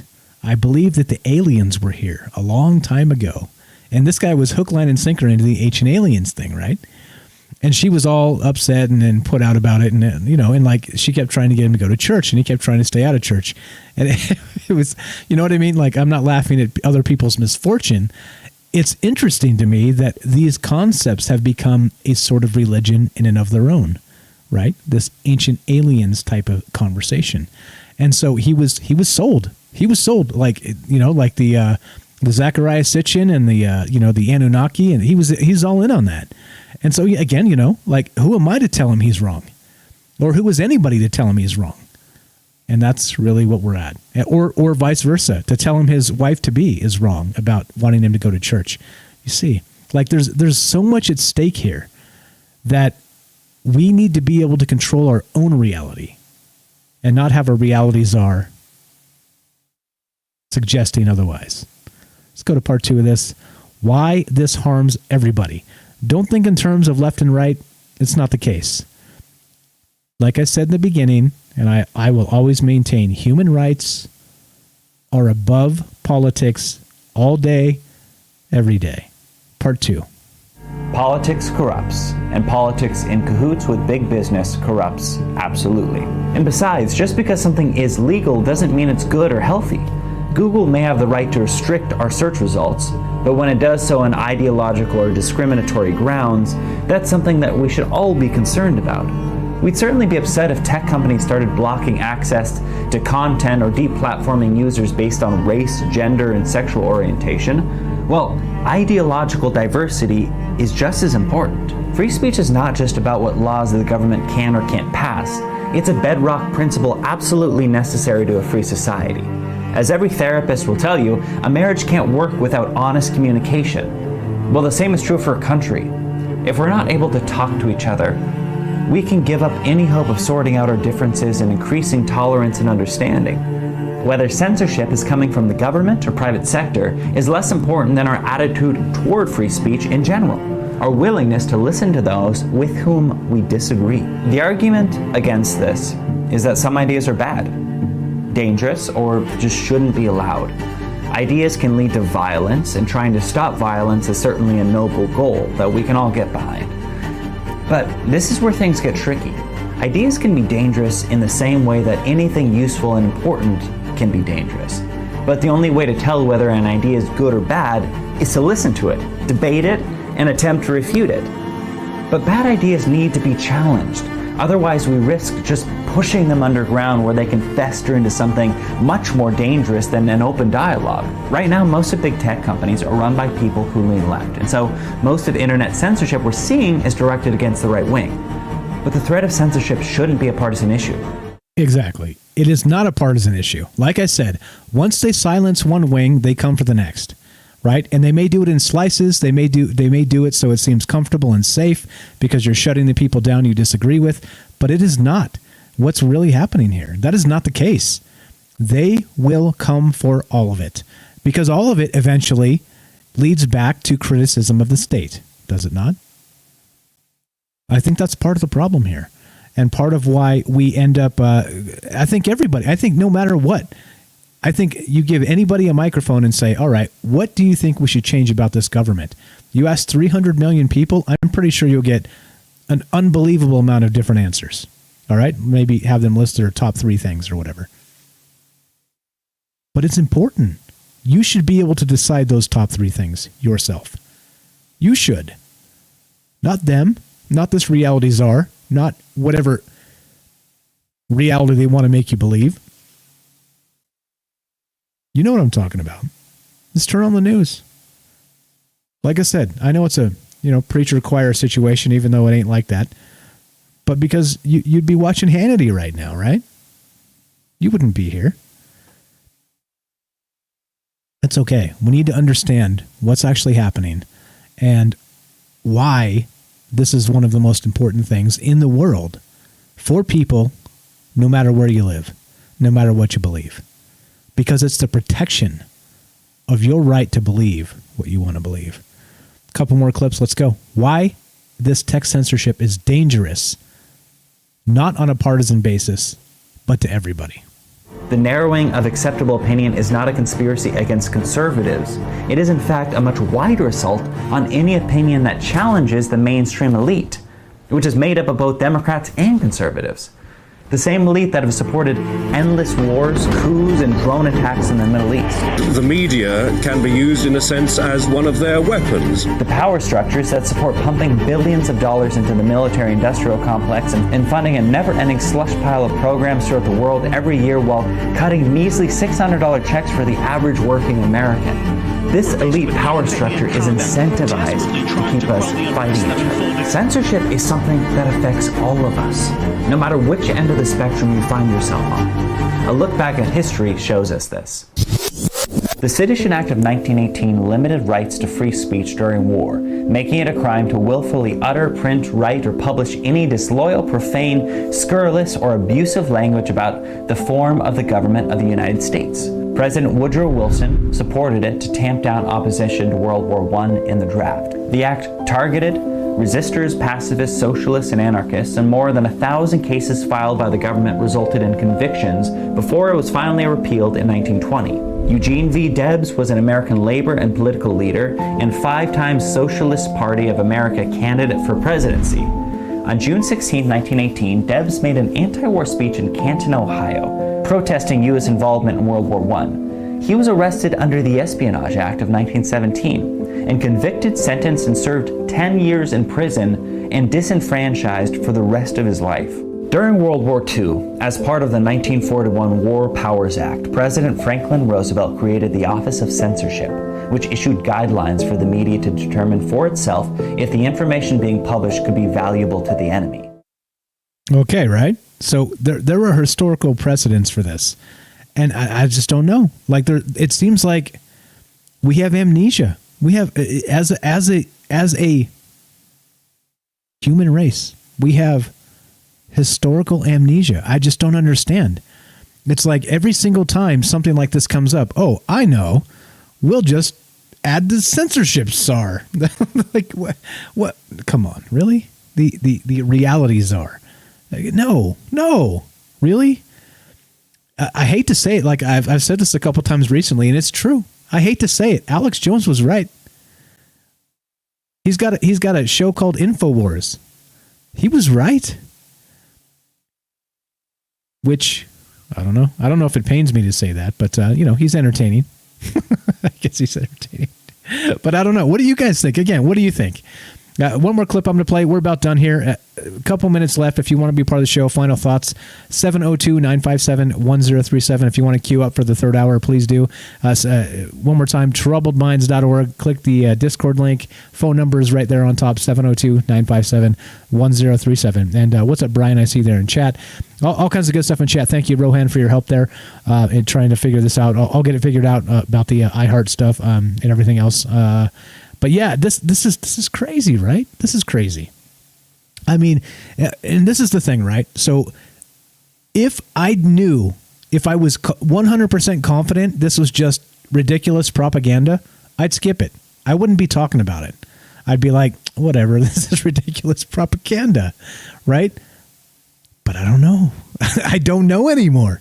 I just don't know. Like they make the case and they're like, well, I think that maybe, just maybe, we can squeak this through legislatively, right? Maybe we can make this, quote, ministry of truth, which actually, by the way, before we play this other clip real fast, let's look at this. I read this earlier in the news show. We do a news show 5 days a week called Conspiracy News with Michael Strange on Twitch. Come check it out. Come hang out. It's just an hour long, super fast. And we just talk about the news and the news cycle and what the heck is going on. And we talked about this just ever so briefly. And of course, it inspires full shows because there's a lot to talk about. It's not just like a 5-minute before the commercial type of situation. Like you actually have to think about these things. You have to talk about these things in proper length, or what are you doing? Otherwise, it's just propaganda. There's this thing called the Ministry of Truth, real fast. From 1984, it's the Ministry of Propaganda.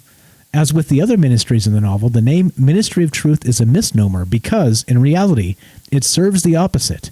It is responsible for any necessary falsification of historical events. Can you think of anything we can't talk about that happened in recent days that maybe might fit that bill? And if we say them on the internet, we get taken down? Just curious if there's anything like that happened recently.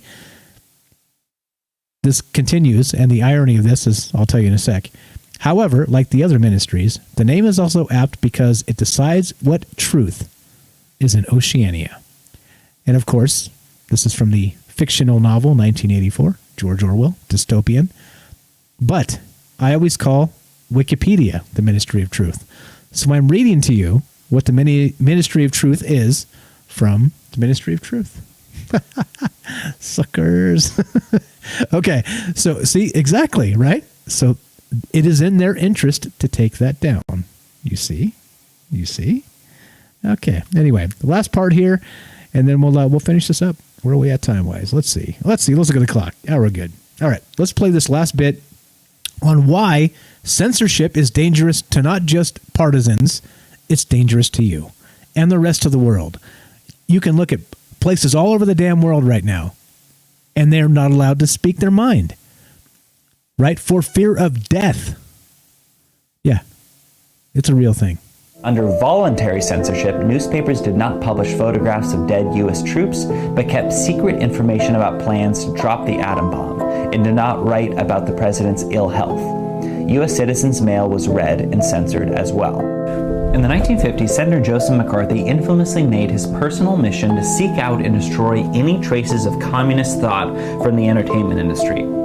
Actors and directors were put on trial for things they were alleged to have said or even thought.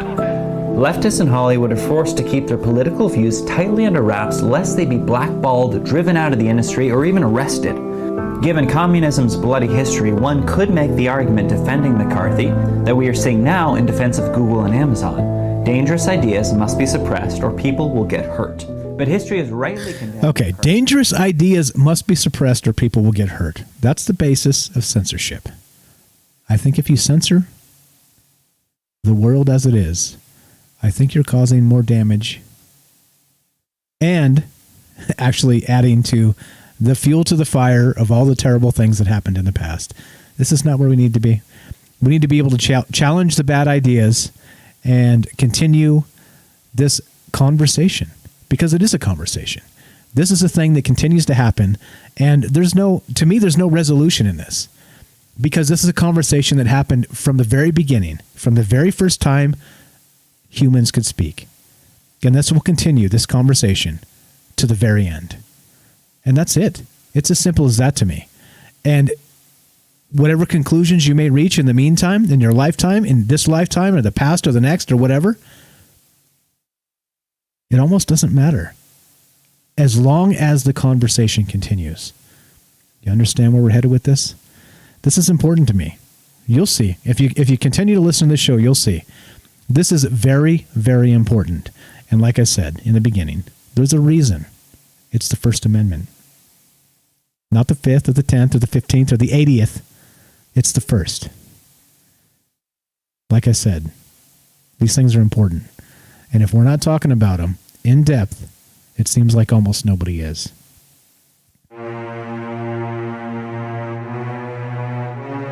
Thanks for hanging out with me. I know there's a thousand things, a million things you could be doing right now.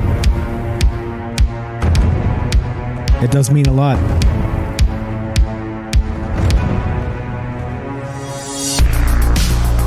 And as we finish this, it doesn't matter what I think. I'm just a knucklehead on the internet with a microphone. It only matters what you think. Hang in there.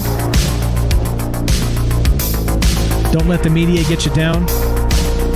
We're going to keep punching and fighting back peacefully, as it should be done.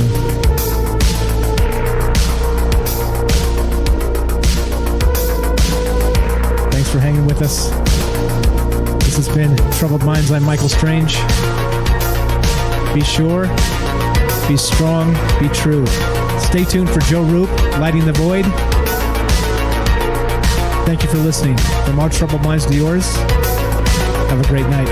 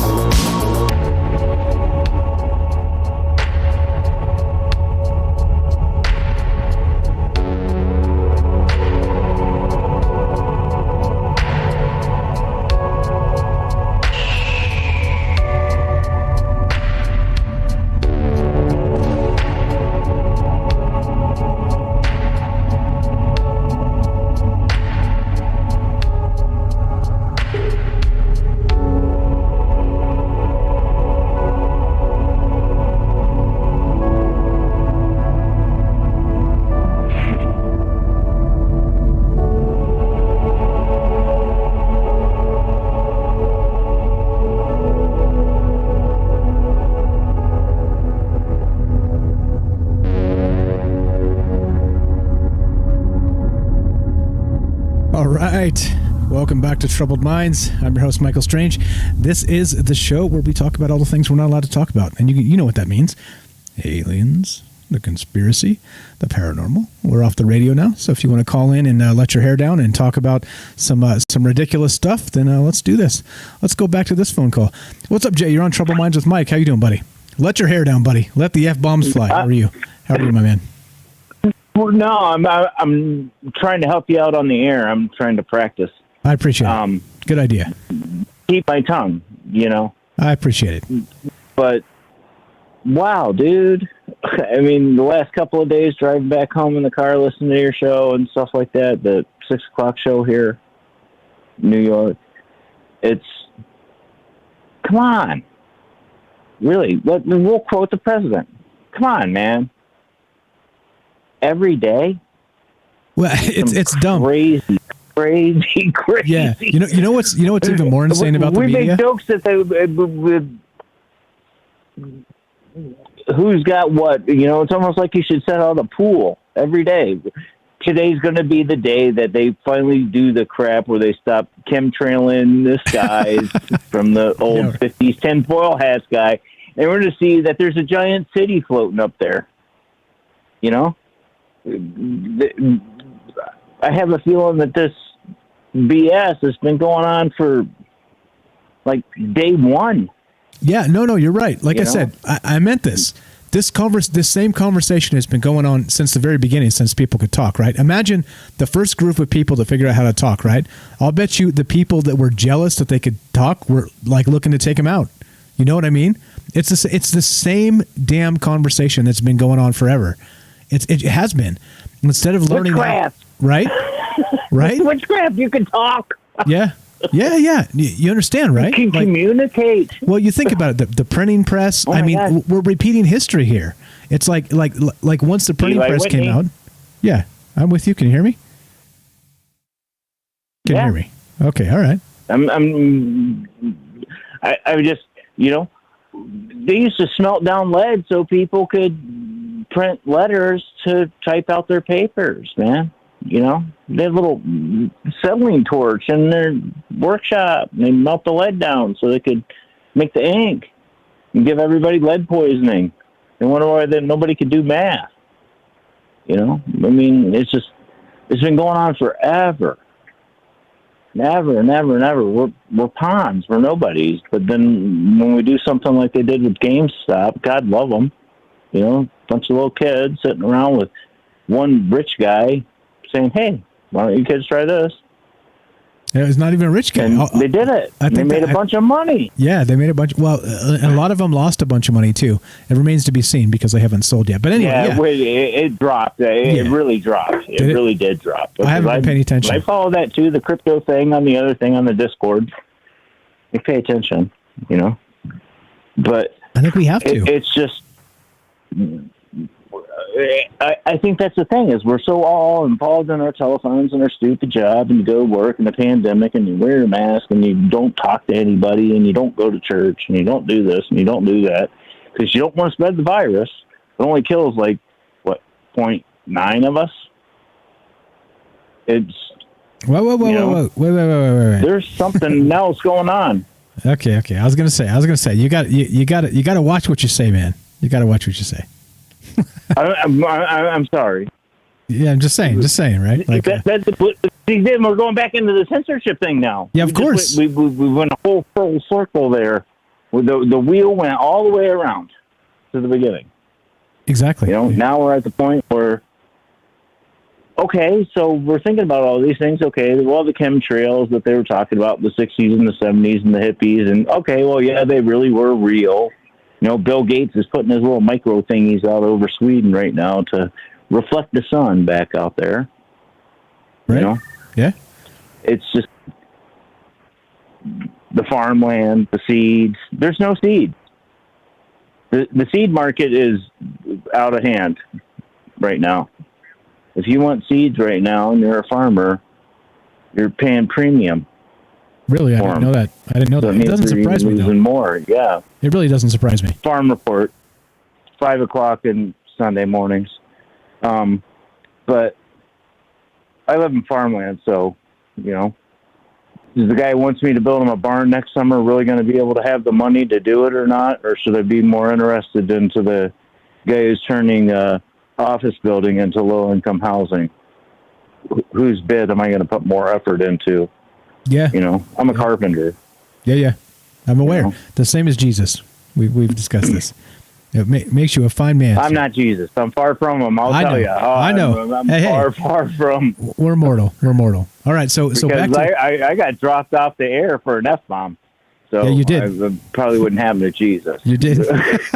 I apologize still. That's okay. That's okay. That's okay. I'm about to do it to everybody. But it was true. The thing is, though, is it's true. Look, guys, this is the thing. If we end up keep swearing on the first 2 hours, I just won't open up phone lines till the third hour.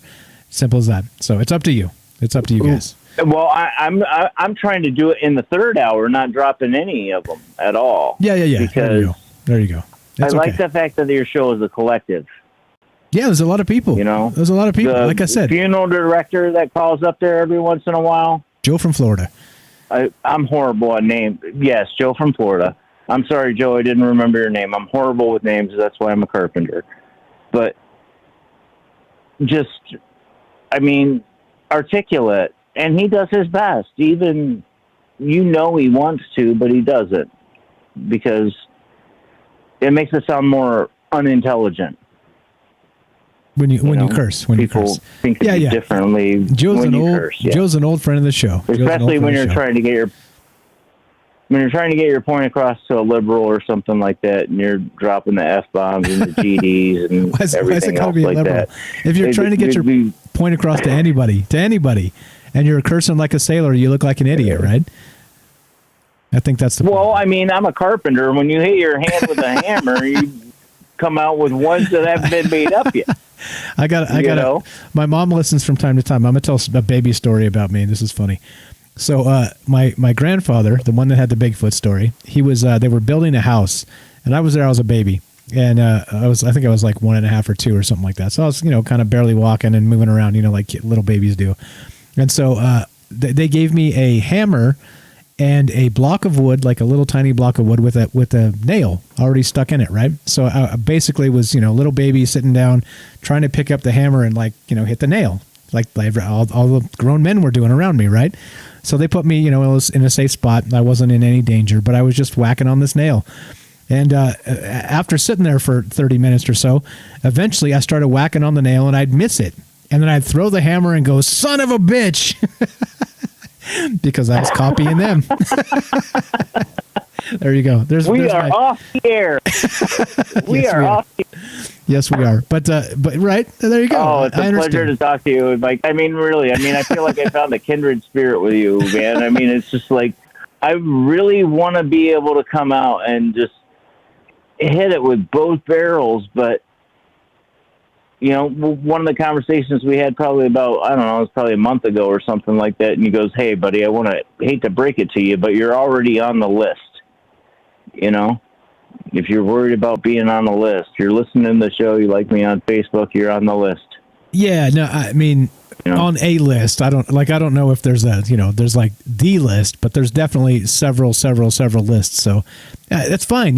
Like I said, on the censorship, the AI and everything else like that. I still to this day have to physically. I'm not a dumbass when it comes to computers, because in 1990, when the touch screens first started coming out with the micros business machines for restaurants and stuff like that, I was a systems analyst for it. Went around and fixed the people's computers when they pushed all the wrong buttons and just kept pushing and pushing and pushing and pushing. You just got to shut it off and reboot it, or throw the hammer, throw the hammer and say, "Son of a bitch." Well, but that's back when people, you're talking about making, 18-year-old kids at McDonald's learning how to run a touch screen when they've been running an NCR forever. Yeah. I'm just saying. It was just, but that was my job. So I'm semi-computer savvy, but I have to physically look. I have to seek your show out. Sometimes it takes me 10, 15 minutes to find it. Sometimes it takes me an hour. It's right there, dude. It's right there. I find that odd. I'm on the Discord. I'm on the Twitch. I'm on the Fringe. I'm on the Facebook. I'm on the YouTube. Just pick one. I'm on all of them. All you need is one. Sometimes to actually physically listen to it, rebuffering and roadways and stuff like that. It's part of the algorithm. I'm not supposed to listen to your show because you and I think alike, and God forbid we talk to each other. I don't know about that. I'm not sure it's that deep yet, but yeah, okay. All right, we got to keep on moving, man. Jay from New York, you're the best man. Okay. Stay safe, do your thing. We'll talk to you soon, okay? Pleasure, Mike. Always. And you, sir. And you, sir. There you go. You guys want to be part of the show? 702-957-1037. That's Jay from New York. We had a couple great calls tonight. Thank you. I will start cutting out swear words in the first 2 hours. If we can't behave ourselves, I'll just open up phone lines in the last hour. And that's, there's acceptable ways here. We'll be able to work it out. It's no problem at all. I'm not scared. You're not scared. Here's what we're talking about tonight. There's this New York Times article, and I just want to, again, I think it's interesting to note that in this, how the Biden administration can help solve our reality crisis, all right? That was the headline. It doesn't seem, too ridiculous, does it? I mean, it seems pretty nice. We got a reality crisis. I mean, I think everybody can probably agree with that. Like the people on the right will agree that the left, the red team, blue team, each agree that each other has a reality crisis. And then us folks in the middle that are like, both these people are insane. Like both groups are nuts. What's going on here? This is not reality at all. They both think that we're nuts too. So I think there is a reality crisis happening. But so it's one thing to write about it. It's one thing to talk about it. We talk about it all the time, right? But it's one thing when you have the government backing you, and which of course they do, because they're in power right now. Blue, blue, blue, blue across the board. Joan Donovan, the research director at Harvard University's Shorenstein Center on Media, Politics, and Public Policy, suggested that the Biden administration can set up a truth commission, similar to the 9/11 Commission, to investigate the planning and execution of the Capitol siege on January 6th. Crazy, right? It's crazy. This stuff is nuts. Like, and again, then they call this. The article continues further down. Several experts I spoke with recommended that the Biden administration put together a cross-agency task force to tackle disinformation and domestic extremism, which would be led by something like a reality czar. Right there. If you want to see what I'm reading, it's right there. Full screen, right there on the damn page. This is unbelievable. And it says, right, because of course they have to back you off of the WTF that you get. It sounds a little dystopian, all grand, but let's hear them out. Nope. We're not. I'm not doing that. We are not doing that. I am not listening to somebody hired by the government to tell me what my reality is. I'm not doing it. And neither should you ever. This is the type of shit that goes on in North Korea, guys. This is no. Sorry. And again, like I said, I'm open to being wrong. All right. It's part of being human, right? I think that's the craziest part. Like you get these entrenched battles on the internet, and people are like just so damn mad at each other that they just can't let it go that they might be wrong, right? Because that's not the way propaganda works. That's not the way indoctrination works. You're not wrong. The other guy's wrong. And you'll never back off of that. You see how dangerous that is? It's dangerous. Let's go to the chat. Let's see. We got some good stuff here. Phillips has it right on YouTube. Typed it out. I can't say it. He typed it out. Brian says this on YouTube. We all have our own beliefs until some positive confirmation happens to show me different. It stays that way. Fantastic. GameVet02 says it's like they're trying to delete history. And yep, Phillips says they are. That's why it's really scary. Agreed. They are in real time.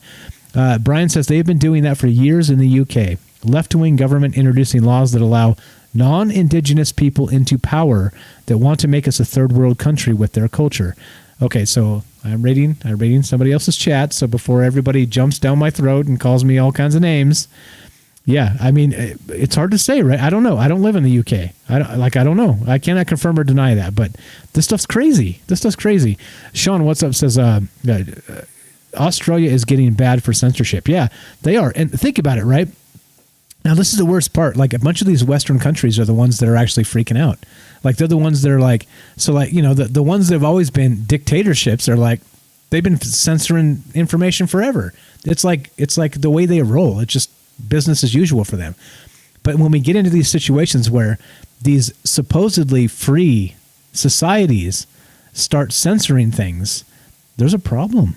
There's a big damn problem here. What's up, Sean? I see you there. Tom McDonald, fake woke rap songs is the truth. All right, I'll have to listen to that offline, because if I do, we'll get a copyright thing. So I'll do that. Let's see. What else do we got? Brian says it's true. They practically import. Okay, I'm not going to read that just because everybody's going to call me a racist. All right, but you know how it is, right? Like, you know how it is. You can't talk immigration or you're a racist. You know what I mean? Yeah. Okay, what else do we got? Let's see. Who else is bouncing? Who else is out? Good night to all the guys that left. Kelly says it's Operation Mockingbird in full effect, and that's exactly right. That's exactly what's going on. Larry says, imagine never being able to investigate or question authorities. Yep, there's your dictatorship, and that's what's coming. That's exactly what they want. They want us to be able to be stuck in this dystopian, whatever the hell it's about to be, and if we speak out against corruption, look at what's happening in Russia. They speak out against corruption. That Navalny guy, he's in jail. Right? They slap some BS bogus charges on this guy. And they're probably going to murder him. I'm pretty sure they're going to murder that guy. Like, I don't know. Like, how about this? Do you think if they murder that dude, do you think that the Russian people will revolt? I mean, that's the thing you have to worry about, right? Like, if somebody sticks their neck out and they take him down, then you have to worry about the people rising up. Right? Yeah. So I wonder. Makes me wonder about that Navalny guy. Brass balls. Like he's willing to put it all on the line for the country he loves. Whatever, for his society, for his people over there, for his family. He's yeah. Thank you, John, for pointing out still commercials on the fringe there. Joe says he's good. What's up? Kelly says, hey, MFers, I'm a sailor. I swear, and I'm a one smart mother effer. Yeah, no, you're right. But you know what I mean. It's kind of like the thing, like I was saying about Tom DeLonge. Like if you're going to go to a press conference and try and convince people you're the expert on UFOs, you don't roll out of bed smelling like bourbon, wear your hat sideways, and then start with, my name is Tom fucking DeLonge. That's what I mean, right? Like, we can clean up okay too, right? Sailors clean up okay. Yeah, but I get what you mean. Just a wayward word. It doesn't change much. But yeah, it's totally true. William says Truth Commission or Cover-Up Commission. And I think that's right. I think that's where we're at. It's not about any of those things anymore. It's about trying to shut down dissenting speech, and it's trying to make up new. I mean, the 9/11 Commission itself was a joke. I mean, I don't think anybody that follows any of this stuff can actually follow the actual 9/11 Commission and say it was like a legitimate actual investigation, right? I mean, would they spend like a couple $1 million on it or some shit like this? And then, like, I've seen this, and this is true. So they spent a couple $1 million on this 9/11 investigation, and they spend $50 million to impeach Bill Clinton or some shit. Like, I don't know. I don't know the numbers. I'm sure somebody out there can find them, but this is crazy. What's up, Anton? I see you there. Thanks for showing up. Thanks, Brian, and everybody else for being active in chat. Game Vet, drive safe, man, if you're on the road. All right, we're gonna go to this call again. This is a friend of mine that I cut off because he was swearing on the air. Paul, welcome back. Drop the F-bombs all you want. How you doing, buddy? Paul from New Hampshire. Hey, I'm sorry, my friend. Oh my God, did I get called out tonight? You're okay. So, how you doing, man? What are you up to? I'm doing good. I'm doing honestly, a show, man. I'm chilling, man. Sounds like you're into your thing. That's good. Where do we go from here, Mike? Where do we go? I mean, heaven forbid we have a mindset that we feel something that we can share with somebody. Where do we go from here? I've got a blog here called powerlineblog.com. How to strike back against big tech censorship. And this is February 2nd, 2021. This is brand new. Then this is an actual affidavit you can sign and you can send. Not affidavit, I'm sorry. I think it's a petition. Anyway, I'm gonna drop it in the chat. Let's try this. Let's do something rather than nothing. This is why I went and found this. Yeah, right. And I was I think that's a great idea. I get it, but does it ever change? It seems like this has been going on forever. Again, I mean, I've been doing this for so long, and it just seems like no matter how much, how do you say it? Information, opinion, whatever you want to say, unless it's the state of things they want you to believe, it just never changes. It's just, here we are, and we can feel or actually study something and bring evidence, and it just doesn't matter. Censorship sucks, and it's just not going to get any better, it seems. I mean, prove me wrong, because I think kind of, that point has been proven all night. and all for most of our lives. Like I said, I'll keep talking. Where do we go? Where do we go? Talking man? on this microphone as long as we can. We'll even change platforms if we have to. Go underground or whatever it takes until they drag me out of here with the robot overlords dragging me out of the house. It needs to be said. Well, then that's what they're going to do, Mike. That's what they're going to do. They're going to drag you out of here. The overlords are going to drag you out, charge you money, make it not worth it for you to say your opinion, put you in a place that you can't come, the hole they want you in because, well, that's the hole they want you in.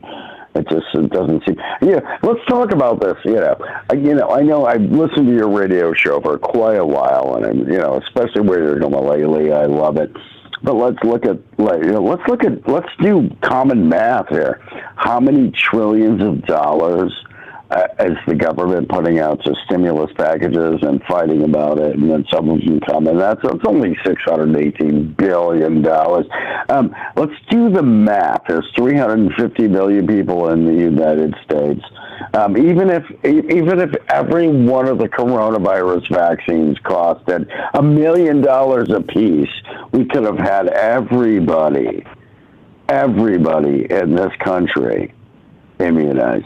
So even better yet, why don't we just, do a stimulus package that was worth $1.2 trillion and gave 350 million of that, $1 million each to every living soul in the United States, according to the census, and then we'll all be rich. But that doesn't make it worth it because then I won't be billionaires. Stop me when I'm screwing up your math here, but no. How many trillions of dollars are you frigging, and I say frigging lightly here. I didn't swear. How many trillions of dollars does it take to make people happy? Apparently not enough because I'm not Rand Paul. So, well, they keep peeling it off to the rich buddies. Like I said, this Wall Street bets thing. Do you think they're going to bail out the hedge funds now because they got screwed by the everyman? I think it's likely. Oh, yeah. I think it's likely. Oh, yeah, well, I'm like, I think, exactly. I said it. I hate to be the pessimist, but we're talking trillions of dollars, not millions, not billions, trillions, not billions, not millions, and do the math. So, but you're going to pay for that in a 34.5% tax rate for small businesses that, by the way, have already been shut down. So there's no more small business thing going on here. So if you have a small business, by the way, Mike, I'm just saying, what do we do? What do we do?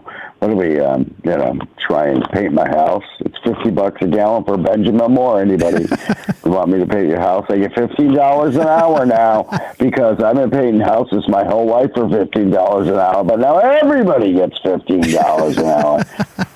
So, minimum wage is up. That's too. Hey,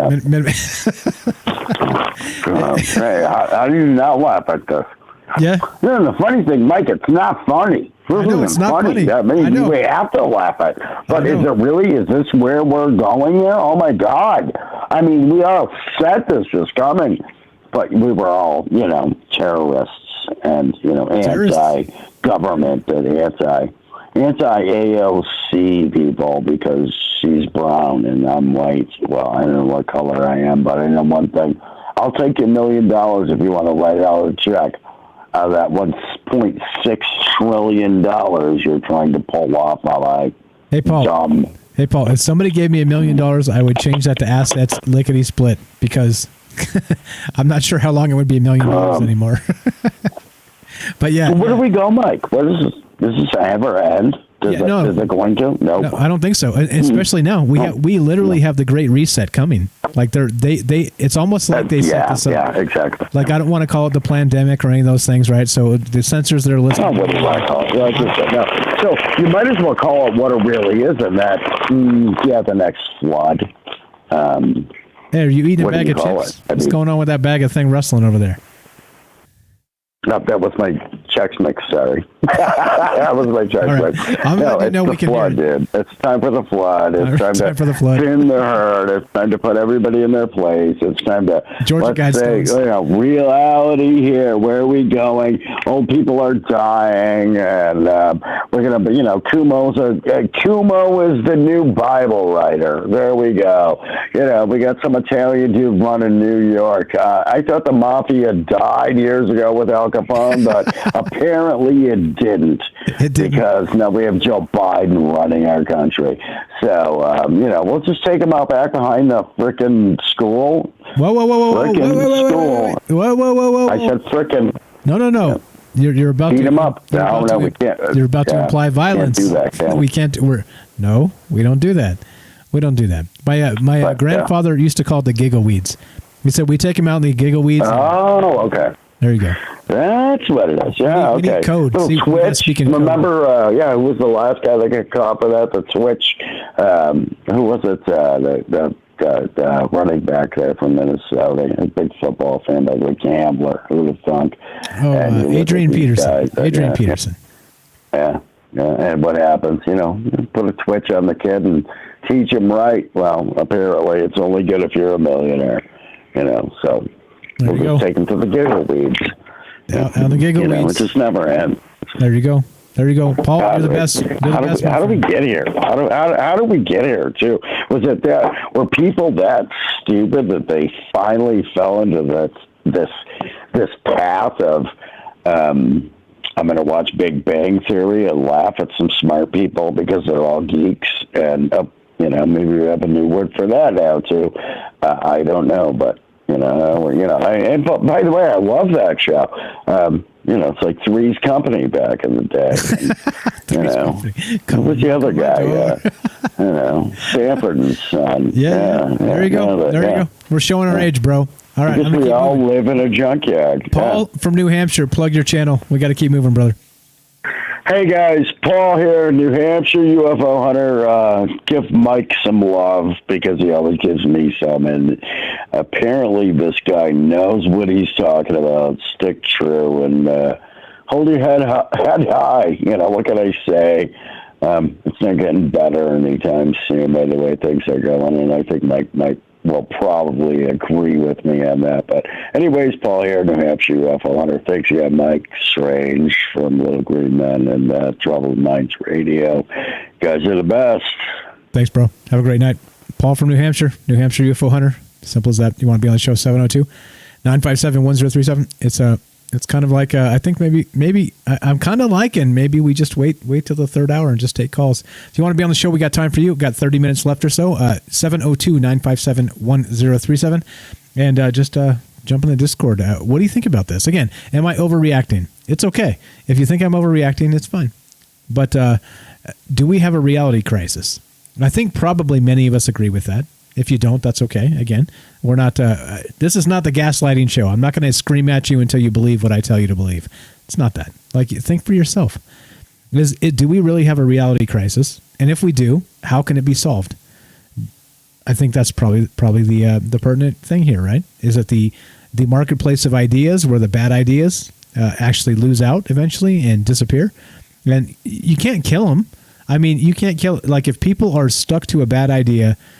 And they're stuck to it, right? Let's say one clan, one family, whatever it is, not the K clan, the C clan, CLAN. See, you got to specify. But right, this type of thing, they stick to a particular whatever it is for however long they do, and you can't change their damn mind, right? Should we try? I think that's what I'm saying here. I'm not so sure that the crackdown should come so swift and so hard that this is the thing we're talking about. Do you need a reality czar to manage your reality crisis? You see? Not only that, we talk about what? We talk about UFOs and conspiracy and paranormal and all kinds of stuff here. So clearly, we have a reality crisis of ourselves, don't we? Yeah, there's a problem with this. There's a real problem with this. And I again, if this is a serious thing and this starts to gain some traction, I'm going to be really upset. But how do we change it, right? The only way we change it, now look, this is the craziest part. The only way we change this is get enough people together to shout it down as it's happening, right? Tweet, phone calls, letters, organizing and showing up in person peacefully, and just make such an outrage, a peaceful outrage, that they have to back off of it. But the only way to do that is to have the two sides that they always have fighting with each other because they think they're right and they think the other side's wrong, and they always frame them as such, is to make them work together. You see, it's a perfectly orchestrated system. They want us to hate each other. If we hate each other, we can't agree. If we can't agree, we can't challenge them. They run away with the Great Reset, and next decade we're China. Am I exaggerating? I'm not so sure. Like I said, I'm willing to be wrong. I'm not the arbiter of truth here. That's bigger than me. Because there's us.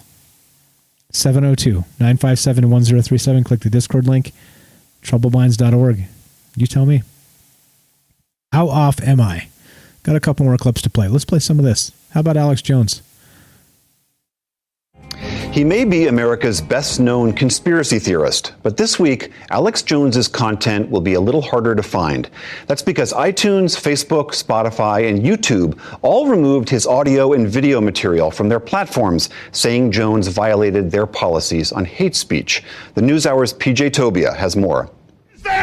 For more than 20 years, Jones has screamed. What is Hitler? What is Stalin? What is Mao? And shouted. You'll never defeat the human spirit. You'll never defeat God. You'll never win. On the way to gaining millions of fans of his nationally syndicated radio program, online video broadcasts, and InfoWars website.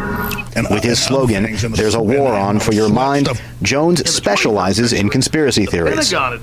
Perhaps his most infamous claim, that the school shooting in Sandy Hook, Connecticut, was a hoax perpetrated by the government.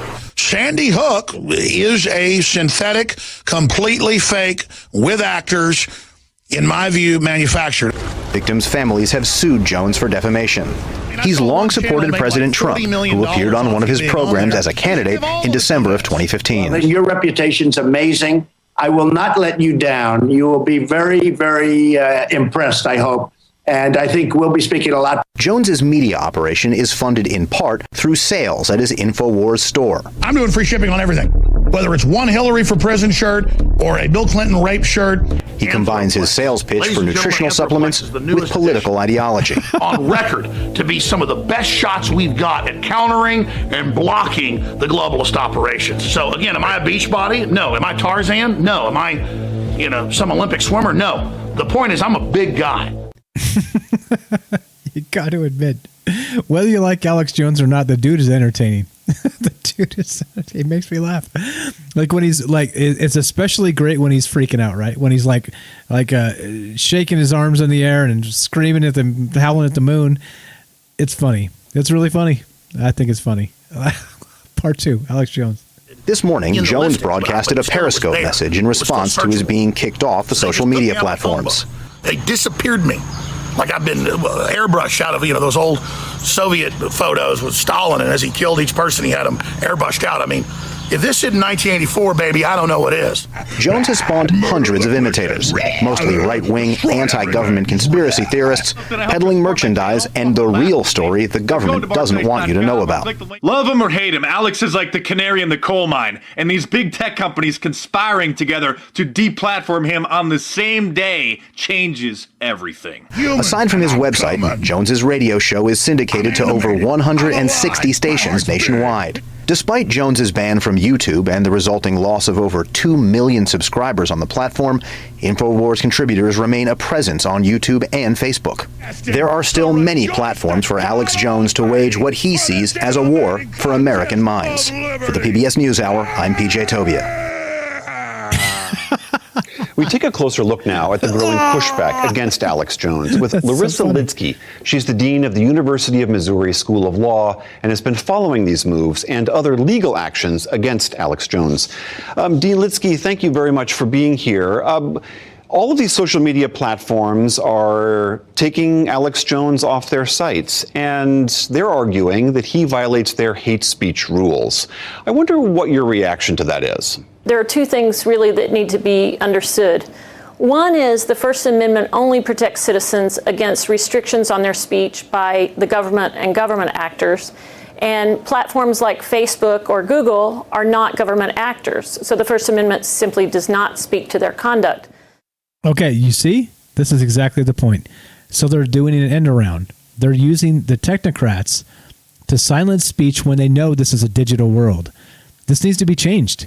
Like, they need to have accountability to this because there's just no way. So imagine a world, just FYI, just food for thought, just doing a thought experiment.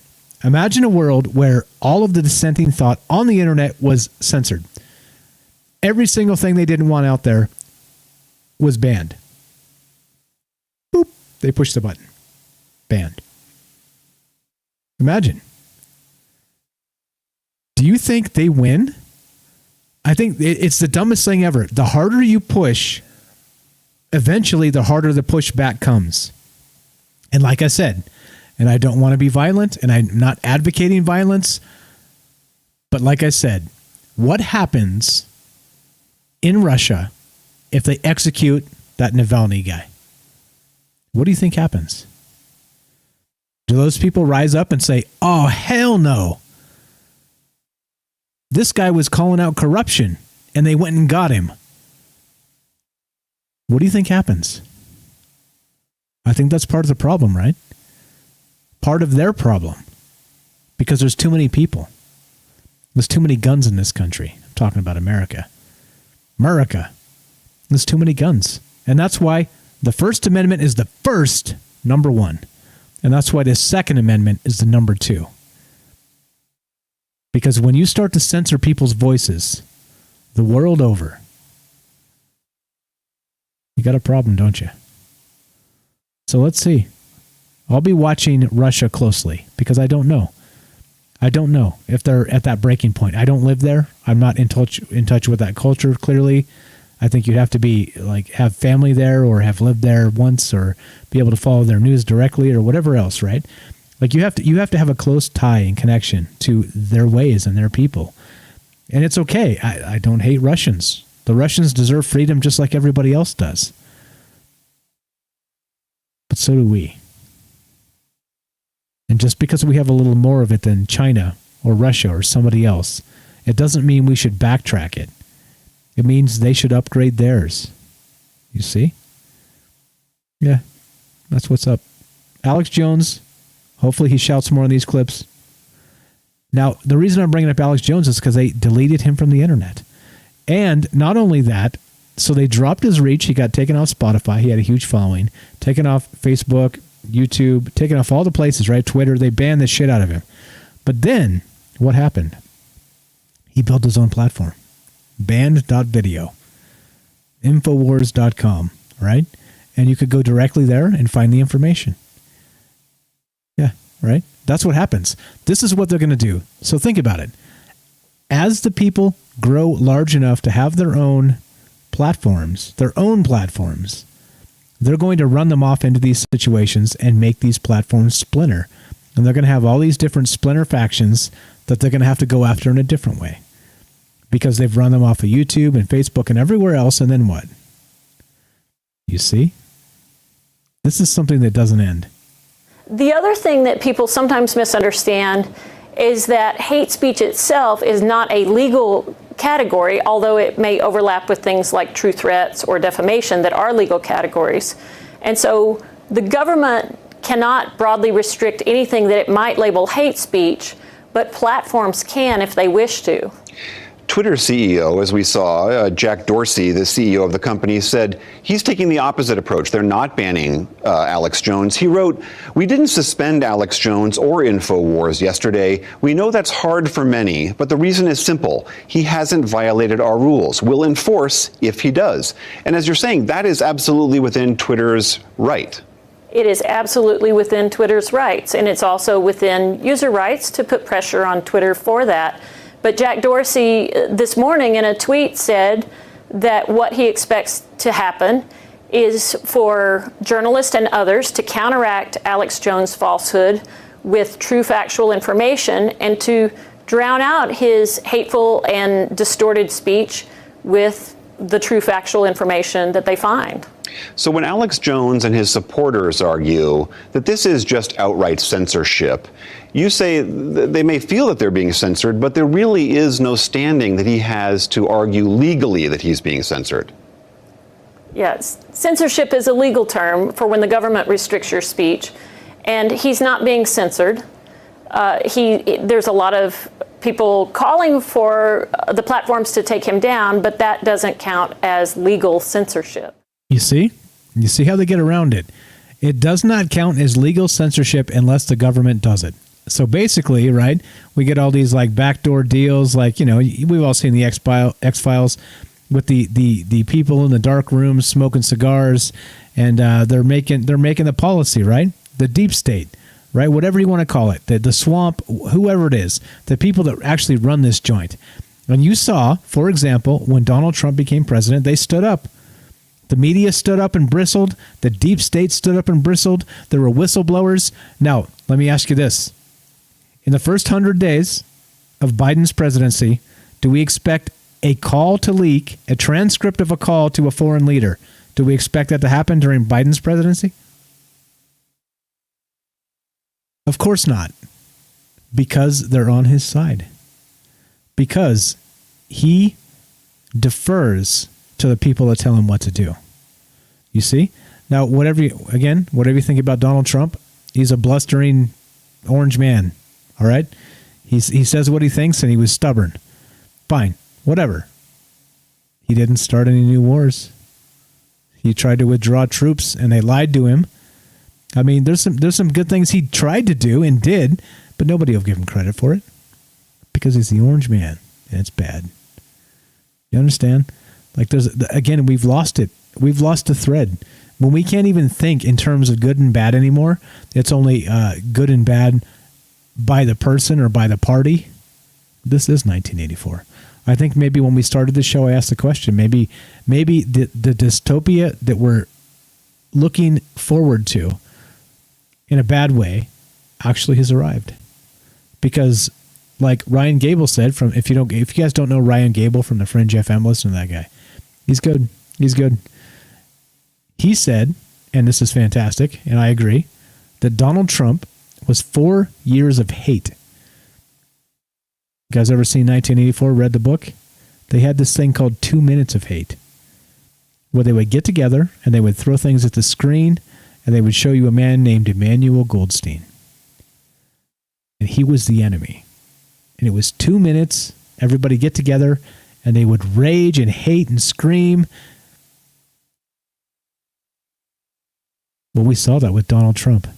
But it was 4 years of hate. It's unbelievable. And not only that, they won't let it go. He's not even president, and they're impeaching him. The media is still, well, Donald Trump is at Mar-a-Lago, and he looks really lonely. Yeah, because there's no damn secret security around you, idiots. For crying out loud. It's unbelievable, the media. It's just unbelievable. Anyway, like I said, I'm not a Trump apologist. I don't care. He did some knucklehead shit too, right? Like, whatever. This isn't a political show. I don't care. Let's go to Jay. Jay, you got 90 seconds. Go. Wow, Mike, 90 seconds. Just, we got to start thinking about things way smaller. Way smaller. Yourselves, the people around you. We're going to go back to villages here real quick. The national laws and everything else like that don't matter anything unless your sheriff is going to enforce them. Your sheriff probably knows you in those little teeny tiny towns. You know? The people at you're on the volunteer fire department because that's what you do. You know? You're in it. All the big rules and everything else like that, and the politics and everything else like that is probably way over our heads. It's just going to blow right. It's just going to be like the blue wave or the red wave and all the politics stuff that they were talking about. It's just, the duck dive when you're out there with your surfboard You said you lived out in California for a while. I'm sure you tried it.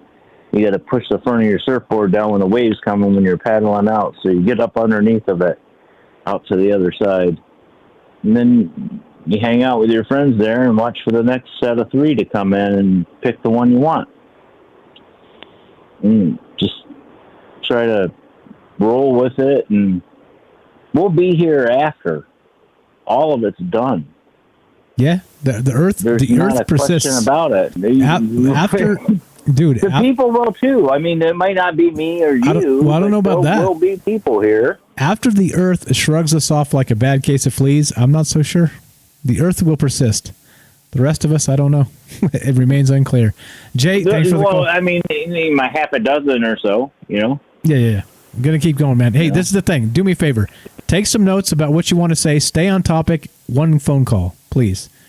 We can't have 3 phone calls on the night for Jay from New York. I love you, man, but I just can't do it. We can't. Otherwise, you should just be co-hosting. You know what I'm saying? And if you want to do that, we can set that up. I'm not against that. I wouldn't mind at all. Okay. I mean, okay. I'm tired of being a carpenter. I wouldn't mind doing my research and talking with you. Okay. I don't get paid. In all honesty. I pay to make this show happen. Neither do I. Okay, neither do I. All right, perfect. 9 times out of 10, I lose money every day too. All right. I just want to make it clear. That's not what I mean. That's not what I mean. If you want to set up a show and talk about particular things, you let me know. Get me on Discord. Jay, you're the best. Have a great night. Okay. Good night, Mike. Thanks, bro. Talk to you soon. All right, there you go. What's up? You tell me. You guys want to call? 702-957-1037. I will respect you. I will talk to you. We will. Do you think I'm out of bounds here? Do you think that me being concerned that the left blue is leaning hard on censorship? Should I be concerned that there's barbed wire still up in Washington, D.C.? Right? Like, these things are happening. And this is not, a lot of this is, I know this word gets thrown around a lot, but a lot of this is kind of unprecedented. It really is. So, explain. I don't know. Shrug my shoulders and do the show. And what's up, Geo Magician says, thanks for showing up tonight. Says, I love the clip where Alex screams, I'm a gorilla. Let's go one more Alex Jones clip, and then we'll finish this up. What do you make of the slippery slope argument that some people have been arguing that, yes, these social media sites have become such important arbiters and dispensers of news and information in our world, but once they start picking and choosing, that is a problematic move for society? Well, it's complicated. I am an ardent defender of free speech. And I am concerned about the ability of Facebook, for example, to pick and choose what speech is on its network. But I'm not concerned when they make a reasoned determination, as they have to, that the kind of fabricated lies that are causing harm to individuals need to be taken down from their site. I don't think Alex Jones is a hard case, per se, but I would hope for free expression purposes that platforms would go case by case. Alex Jones is also facing some challenges in the legal realm. He's being sued for libel and defamation. One, as we mentioned before, about the parents of some of the children who were killed at Sandy Hook, and another by a man who filmed the video of the car hitting the counter-protester at the Charlottesville white supremacist rally last year. What do those individuals need to prove in order to win their case in court? Okay, so in order to win, they need to prove that Alex Jones made a defamatory statement, which is a statement that would tend to harm reputation. In both cases, he claimed that they were crisis actors who, in one instance, invented the death of their children, and in the other instance, he claims that the person who filmed the car driving into the protester in Charlottesville had himself been part of, the incident, had been somewhat responsible for her death and had fabricated it. So those are clearly statements that tend to harm reputation, identifying these people that are published to an audience of millions. Okay, so now, just FYI, I don't buy the crisis actor bit. I just don't.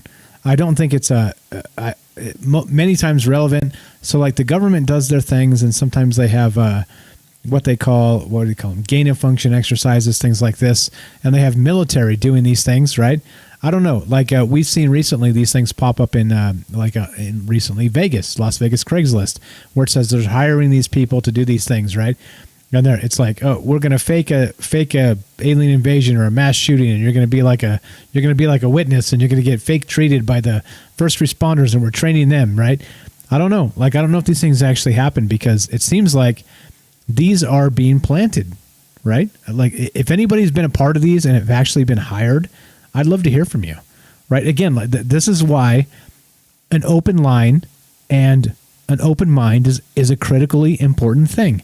Has anybody actually applied for one of these things and actually been part of these readiness exercises or whatever they're called, and showed up and you put on some bloody whatevers and acted like you were a shooting victim and had like the people roll up and take care of you, and then the military mobilize? Like I've seen these things. I've heard them claimed. I don't know if they're real, to be perfectly honest with you. This crisis actor bit, it seems like it's a little bit... I'll just leave it at that. I don't believe it. I don't buy it. Part 5, Alex Jones, last part, finishing up, we're done. And then after that, there's a question. There is a novel legal question as to what the plaintiffs must prove in addition. And that question hinges on whether the parents of the murdered children are called public figures or they're private figures, and whether the eyewitness who filmed the Charlottesville... Okay, I'm done with her. So basically, this is a lawyer, and she's talking about the specifics of the cases. There's nothing more boring than specifics of cases, right? There's nothing more boring than that. But the important thing is this: how seriously should we take this crazy propaganda? Because this is crazy propaganda. I freaked out a little bit with the re-education camps because I don't think it's funny. I just don't think it's funny. The people they want to call you racist and the KKK because you don't buy their political line or some shit like this. It's not funny either. It's not funny. When you try and make an enemy of people that even in many cases have your own best interest in mind, you become the enemy of yourself. You need to listen to what's going on in the rest of the world without the propaganda. But that's not a world we live in. And so here we are, talking about it. Me? I'm one dude. Does a radio show. It's always been a radio show. You tell me. I think that's the thing. I just don't know. Again, this is not the answer show. This will never be the answer show. I am not the arbiter of truth. The arbiter of truth. I'm not. I will not be. Because it is not for one person to be. We've seen that. Open up any history book, we've seen that. I have concerns. And I'm sure you have concerns as well. But it's okay. Trust me. If recent history has proved anything, this Wall Street bets, taking down the man, smashing these hedge funds, they lost billions of dollars. It's proof. There is value in the individual. And if we stand up and scream in one voice, we can make things changed as well. Remember, non-violently. Let's bookend it with that, because of course, you can't really just say it once or twice or 3 times in a 3-hour stream. You got to keep dropping it in there. Because if you don't, they'll clip you out and they'll say, oh, look what this asshole said. I had some dickhead do it to me on Twitter. What's up, dickhead on Twitter? I'm talking to you. I have an open line and I'm transparent. I don't have a BS, hide behind one sentence, clip out what somebody said out of context. I don't do that shit. This is a whole 3-hour show. And if you have a problem with me, any of you, just call me. Not only that, I seem mad right now. I'm not mad. I can control my emotions. And the second part of that is,